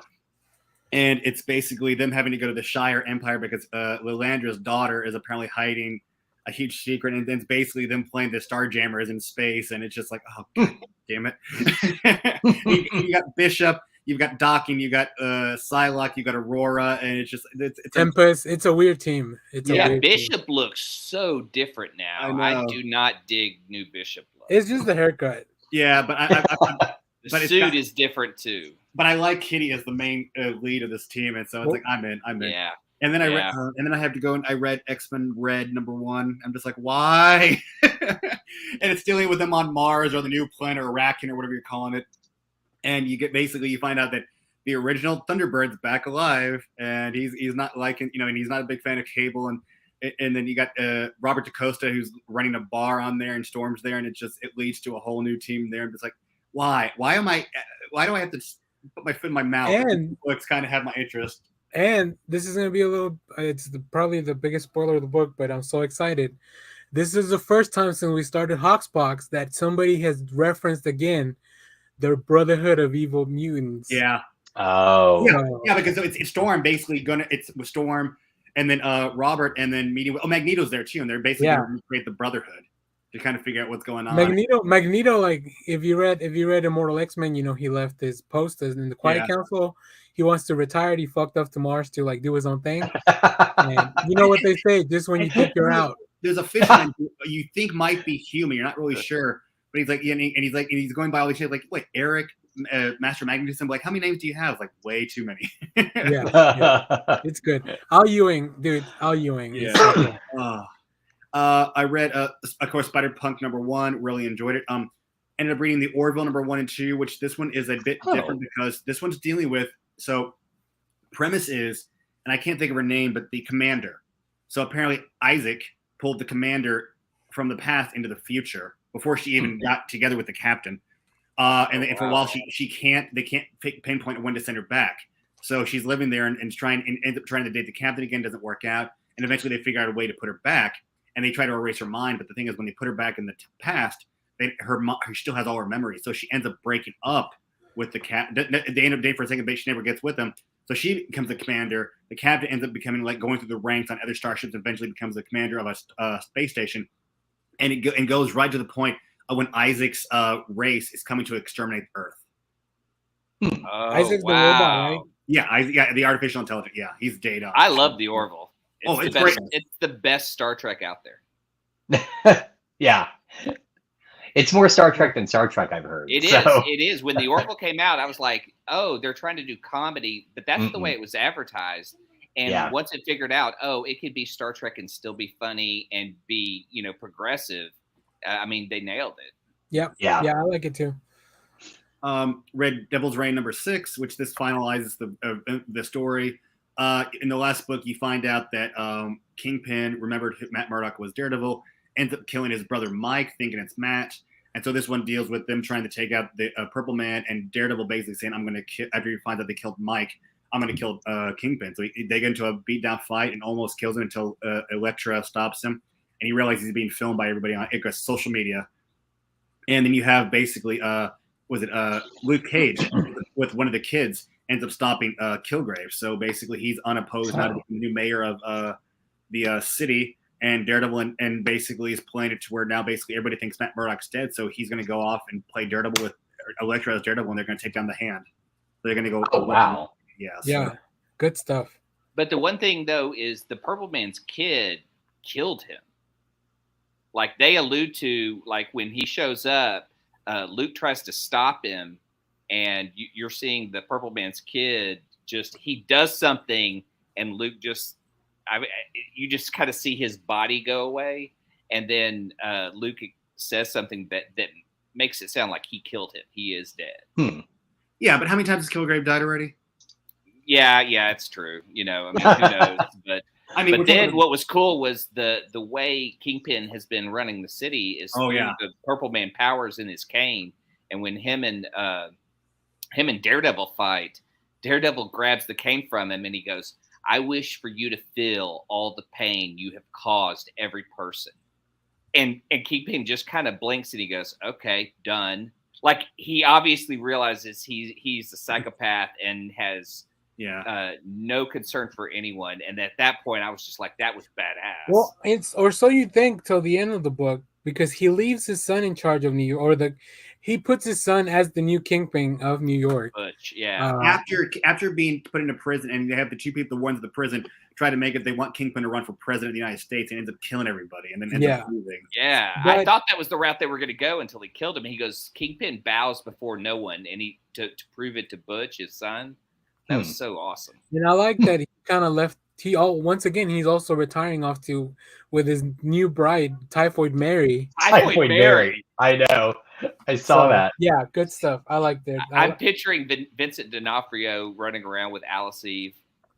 Dude, I'm so excited because Chip Zdarsky is going to be not only writing the next Daredevil stuff, but also taking on Batman. So, like, dude, if he's doing stuff like this, super on board. And then my last book was Batman Beyond Neo Year. So this is basically Bruce has passed away. Basically, he's older now, trying to take over, not trying to defend the city. And then you find out that Barbara is retiring, feeling I've done this for too long, and I can't do this anymore. So she retires, and he's dealing with another, I guess, new avatar who wants to be the hero of Gotham. And it's I don't know. I'll have to see where this goes. I'm not totally sold on it just yet. Yeah, same here. I think I'm gonna go back once the first arc is done. I like all the stuff they introduced. Obviously, some really cool covers this week for that, because Batman Beyond is one of the it lends itself to really cool art, especially with Neo Gotham and all the neon and stuff. Yeah. So I'll come back because I like Lansing and Kelly, who are the duo writing this. Yeah. They'll be taking on Captain America as well soon. So I'm excited to see how that because they're very different characters. So we'll see. That's what I've read. All right, Clay. Can you start with the second sentence before you get into reading comics, or the third one, I guess, that says "try to"? Yeah, I tried to cancel Paramount. I had the 7-day, and I was just like, and all I ended up watching was just trash reality TV. I watched like Florida Bama Shore. I watched Geordie Shore, which is the British version of Jersey Shore, and then I watched Acapulco Shore, which is the Spanish version of Jersey Shore. Wait, you said the second one was called Geordie Shore? Geordie Shore. I was going to say British people, but their accents are so thick you need subtitles. Oh, I was going to make a joke about Geordie LaForge, so it's Geordie LaForge retired. Well, I tried to cancel, and they're like, "Oh, we hate to see you go. Here's a month. Will you hang out for a month?"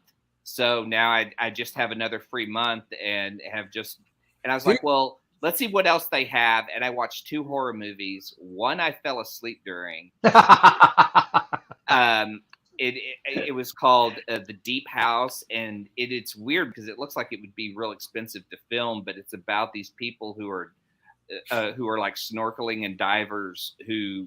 There's this house that exists underwater, and so this guy is going to take them to go there, and it seems really cool. And then I was just like, okay, they're underwater a lot, and there's just jump scares, and then I was asleep.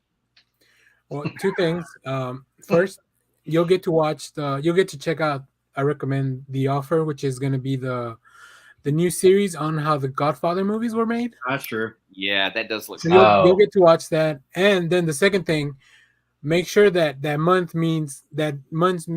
doesn't mean from the original time of your trial, because then it'll lapse and then you'll be stuck for another month. Yeah, I mean it's only $5, but I already marked down the date to cancel. Yeah. So Cool. All right, I was confused as to what that meant, so I'm glad it's something good because you get to keep trying the service. Yeah, and then the second movie I watched was called Party Bus from Hell. And the best way to describe it is starring Tara Reid. Oh wow! It is the worst, one of the worst films I've ever seen. It is a party bus that is going to Burning Man, so it has your stereotypes on there. Tara Reid is the star. She is killed in like the first 20 minutes. So you're just watching randos on this party bus who happen upon a cult that's trying to kill all of them. It is terrible. Okay, I would say if you love boobs, watch this movie. If you love boobs covered in blood, watch this movie. That's the only thing the movie is good for, because that's it. It is just so terribly done, executed. Oh, I mean, I just can't describe how bad a horror movie could be. This is one of the worst. For my other podcast with Mark on the Unsocial Spectators, we're doing 1973, so I rewatched Soylent Green. Everyone seen Soylent Green, please? Everyone? I've never seen it. I know of it. I've never seen it. I just know I just know the twist.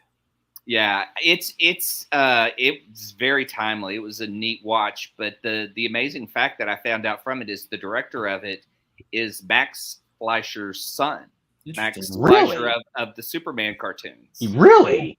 Yeah. I didn't even know. Wow, I never heard that before. That's fascinating.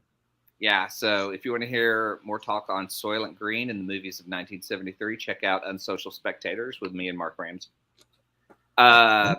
Comics-wise, we already hit a lot of stuff. Marauders #1. I got it because of the Scotty Young cover, but the Josh at my comic book store was like, that was his pick of the week. He goes, you just won't believe who's in there. It's a big WTF moment. And I just couldn't handle it. And so Aaron brought out like the incentive cover that has Cassandra Nova on it. I'll show you when we go through my stuff. Yeah, the Cassandra Nova cover. How much did you pay for that? Don't worry about it. Don't worry about how much you'll see. Just wait, please. Wait till you get to my comic pile. Go ahead. Okay. Their Rocketeer was sold out except for incentive covers. So they only had, so it was like $10 if you wanted to get the new one because because they were already sold out. Yeah. The incentive is the blank. It's a blank cover of this one, right? Cover, right? Yeah. Well, they had blank covers at regular price, but if you wanted a cover, they were already like up $10. I meant the virgin cover without the text. Oh, without the text. Yeah, they didn't have that at all. Oh, okay.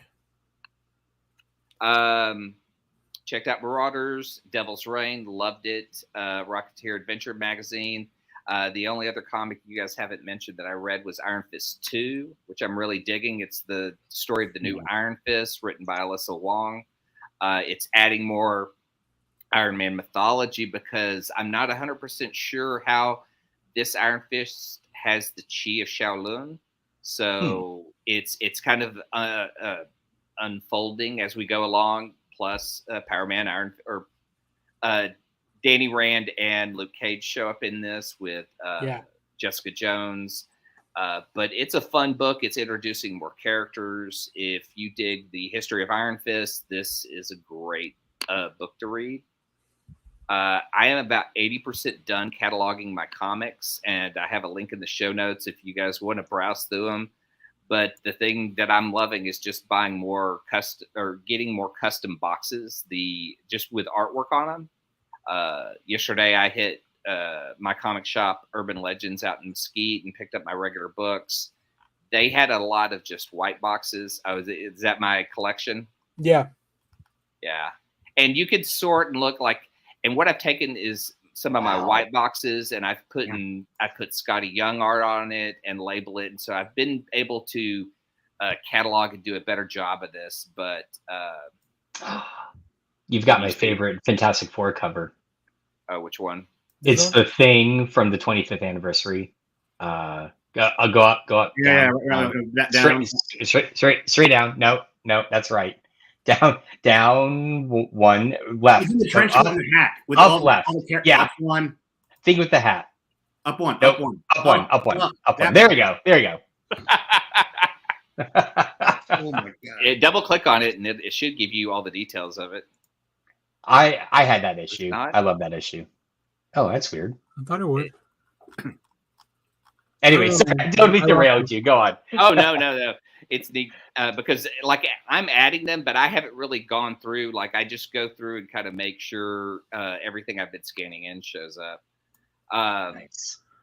And then I took a trip out to Madness, and they have eliminated half their wall of comics.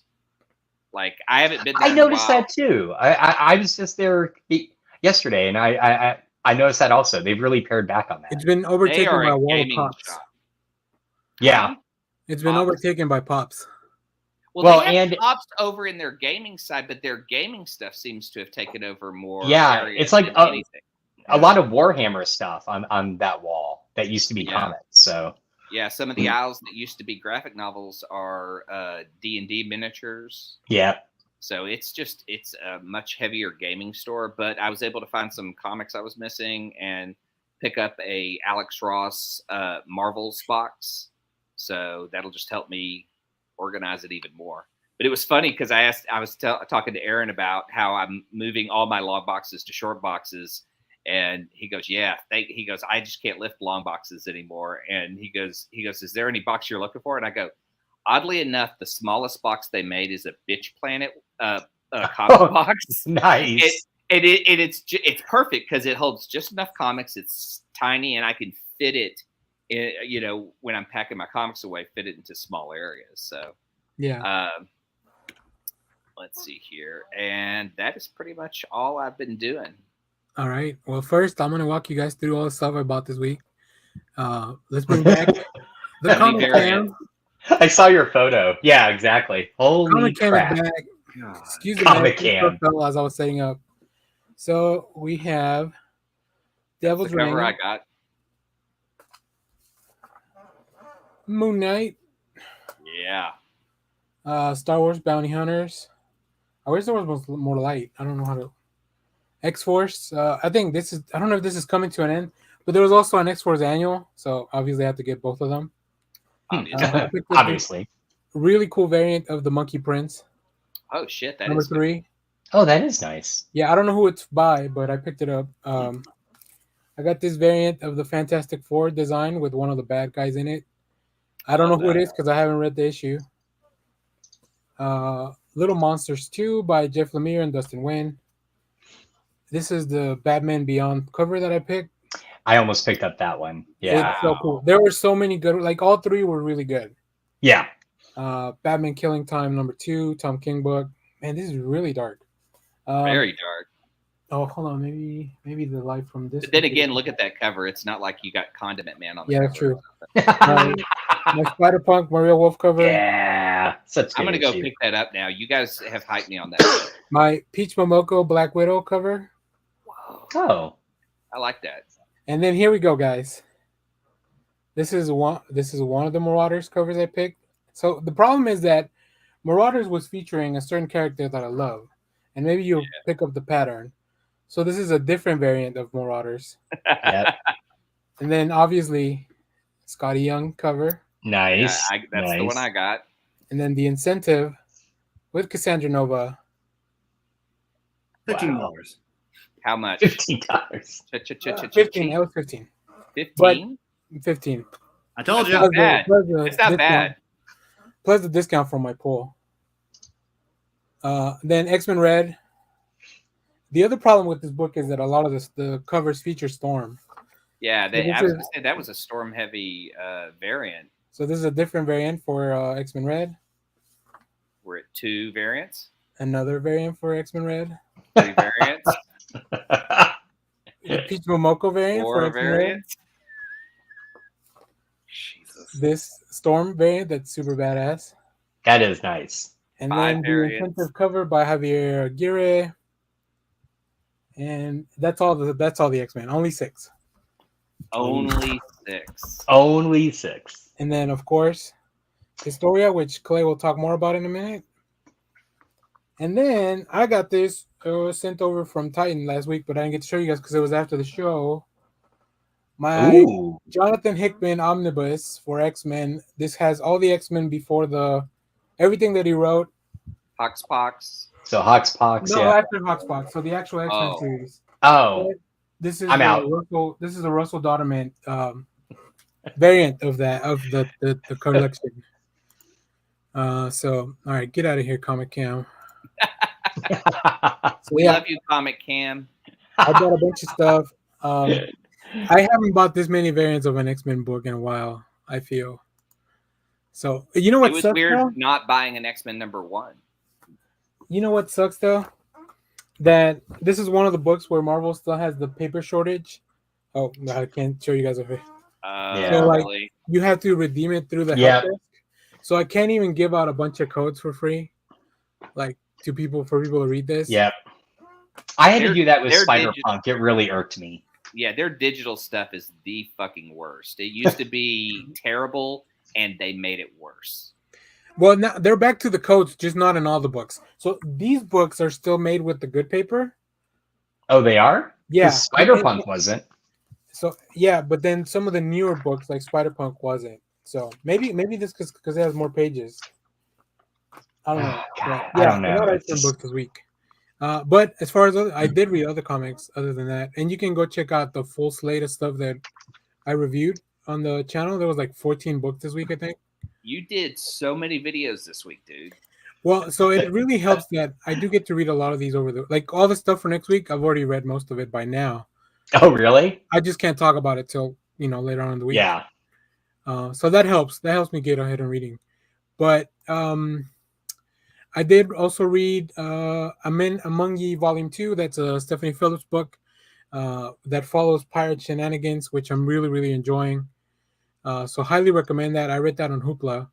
And then when I finished, it recommended another Stephanie Phillips book called The Butcher of Paris, based on a true story. It's freaking rad. It's about like during World War II times in Paris. I think it was occupied by Germany at that time. Mm-hmm. There's a serial killer on the loose. I need to read this. Yeah, it's really, This really sounds cool. amazing.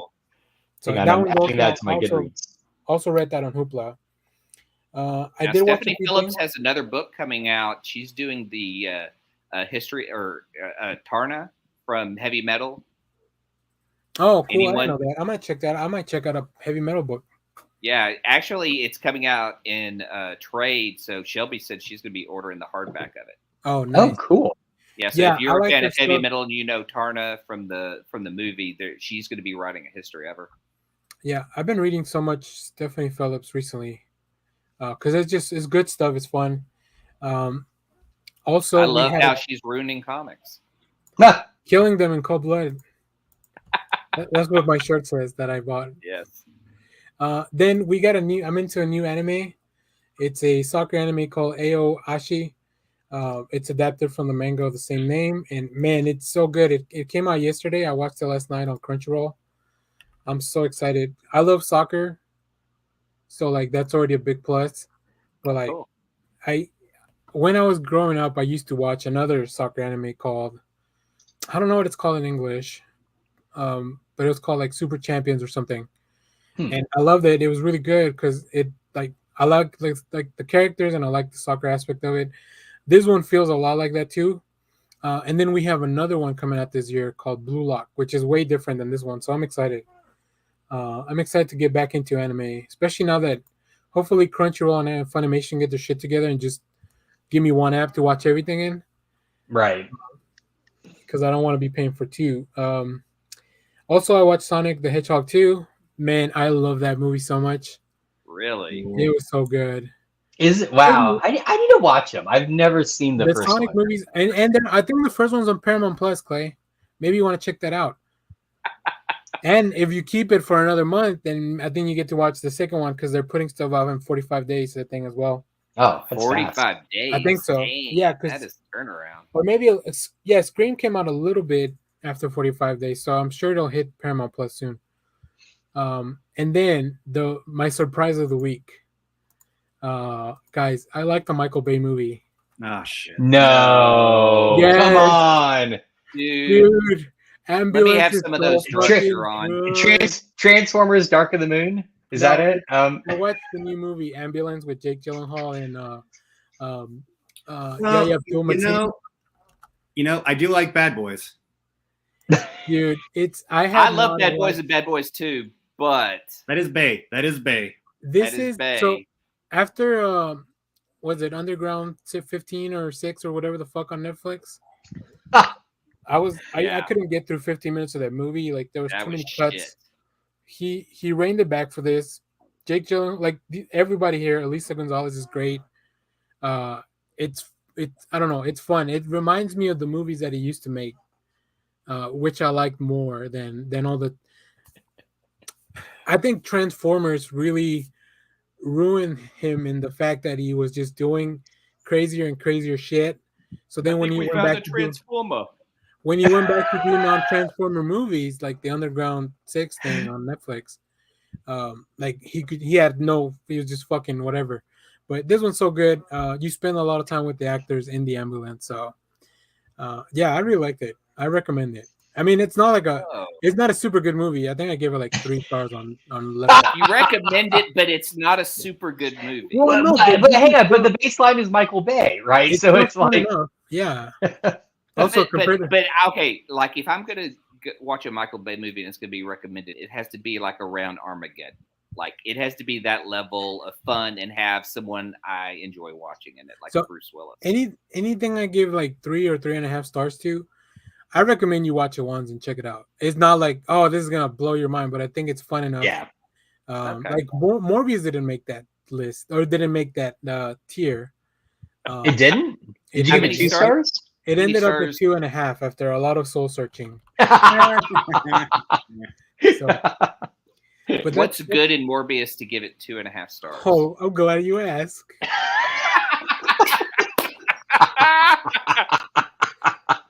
I'm gonna show you guys.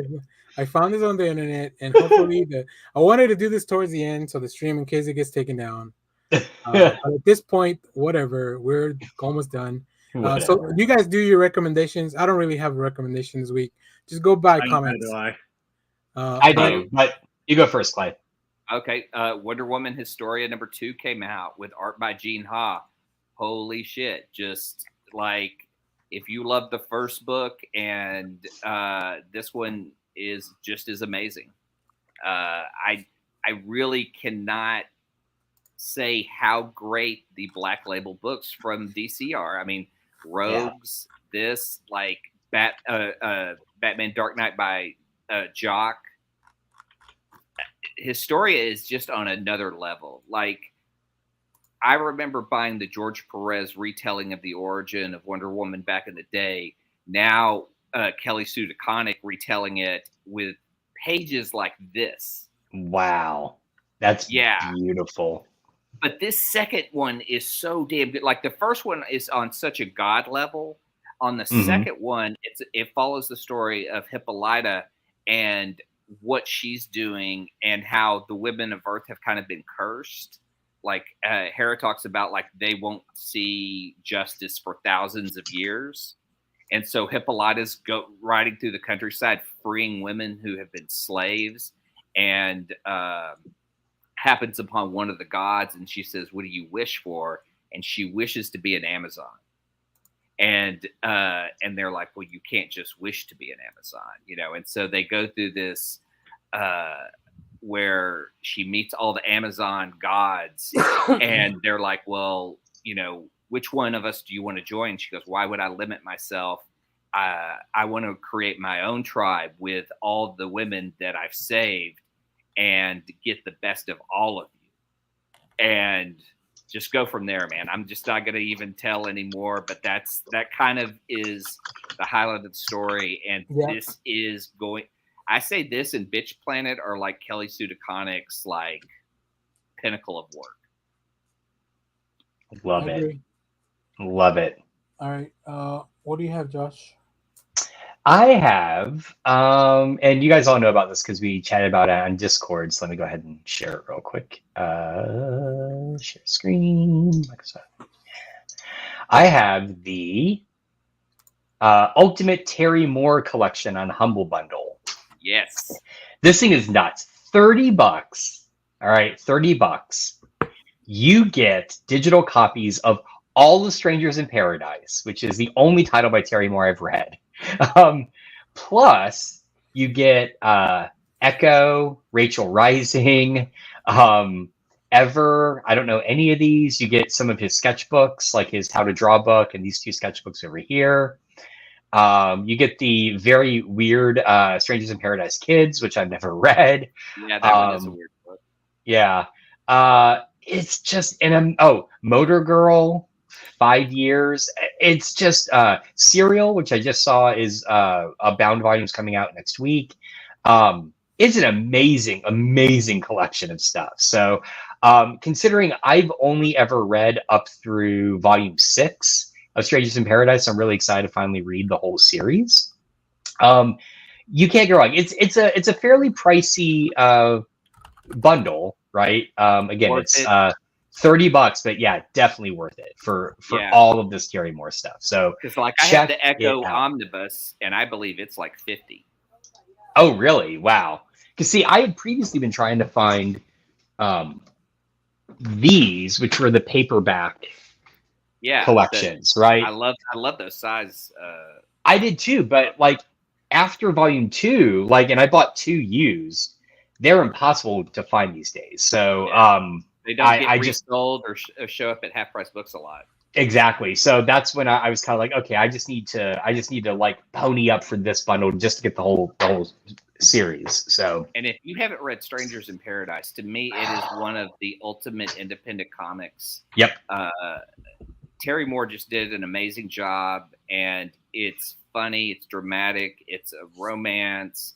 It has everything, and Rachel Rising, I believe, is more of like a superhero type story, like a girl who discovers, I believe, like something crash lands, and she starts to develop superpowers from it.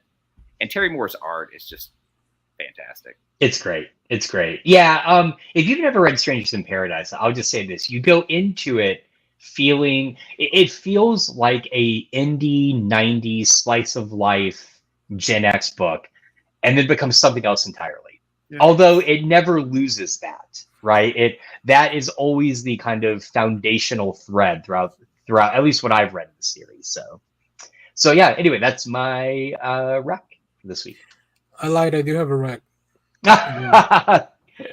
So, and I forgot I read this because it was so scary. Fucking the Sandman universe, Nightmare Country #1. This is the 1/100 cover by Jenny Frison. Oh, holy shit! I love it. God, I love it. That is cool. That is on my poll list for next week. I was going to show you guys what my list was comprised of, and that's on there. Although not that cover. This may probably go like $75-$100, so I don't think I'll be getting it. But there's so many cool ones, just really fucked up stuff. I got the. Wow.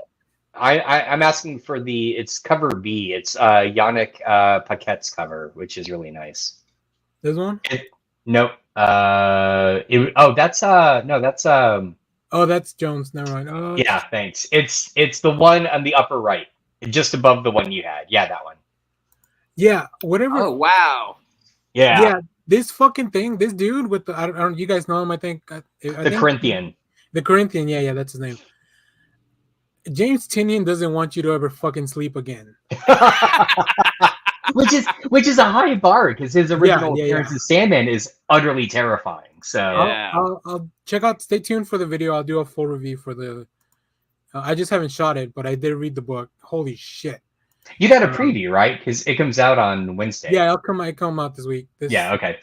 Tuesday digitally, and I don't know. Some stores don't sell the books till Wednesday, even though they get them from DC.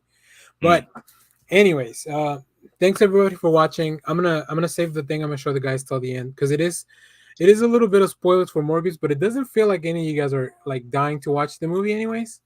No. But this might change your mind. Maybe not. So thanks everyone for watching. Remember to hit subscribe. We're close to 600 without me even thinking about it. Damn, nice. So appreciate that. We got videos all week. We got comic reviews, probably more movie reviews as they come out. Next week, remember to vote on our poll for worst comic book movies starting in 1998 till now. I'll put the link in the description of this. I'll tweet it out one more time today. Probably closing today or tomorrow. We'll close the survey because we got so much feedback. I think people are really leaning into the hate, and I love it. You guys know we stay positive in the show usually, but man, we're gonna lean into it this one hard. This whole episode was pretty negative. Yeah, I guess Not true. Yeah. So yeah, thanks everyone for watching. Now let me show you my favorite scene in Morbius 2022, and if the stream gets taken down, oh well, it'll be worth it. Yeah, do it. This is Matt Smith. Yeah. Shirtless. Nice.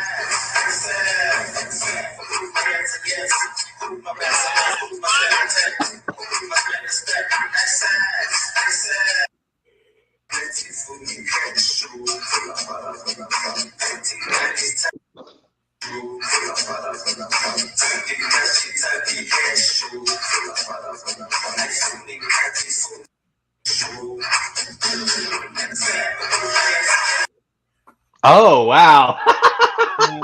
Why couldn't the doctor ever be that smooth?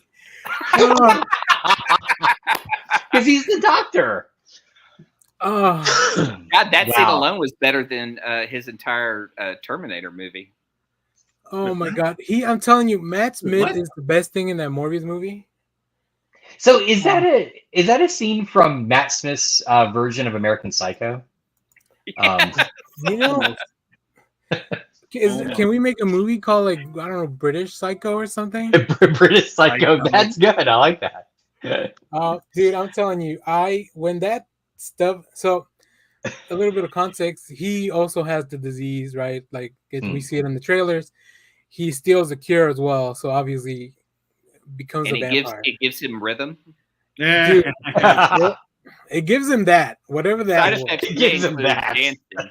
But this is the reason when I did my review, I said Morbius feels like a movie from the early 2000s because they would do this type of shit. Like in the middle of the movie, you get type of like, and I like that stuff. Like, I mean, I grew up watching that shit.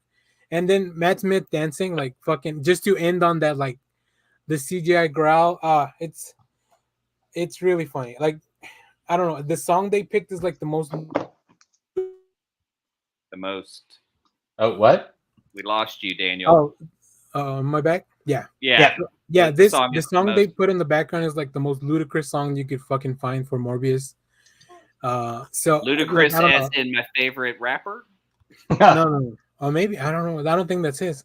But yeah, dude, I'm telling you, like it's not a good movie, but I still had fun with it. So hopefully you guys will someday watch it. I really don't think it's the worst comic book movie of the last 30 years. But we'll see. We'll see what the survey says. And final shout out to Captain Marvel joining the Fast family this fuck yeah, weekend. the family, baby. Yes, Brie Larson's going to be in Fast 10, She's in the family now. or as some people are going to not call that it, one. fasten your seatbelts. Oh god. I hope it's called that. All right. Anything else? Anything I'm all else out of before we dad leave? jokes. Anything else before we leave? No? Great. Yeah, I don't think we can top Matt Smith dancing. So yeah. or Clay's joke. No. Oh, yeah. Well, no comment. Thanks everyone for watching. See you guys later. Yeah. And let's get out of Let's here. ride. Thanks everyone for watching. Twitter loves you. Oh yeah. Clay? Hell, Bebo. Josh. Simon Center, get the fuck out. All right.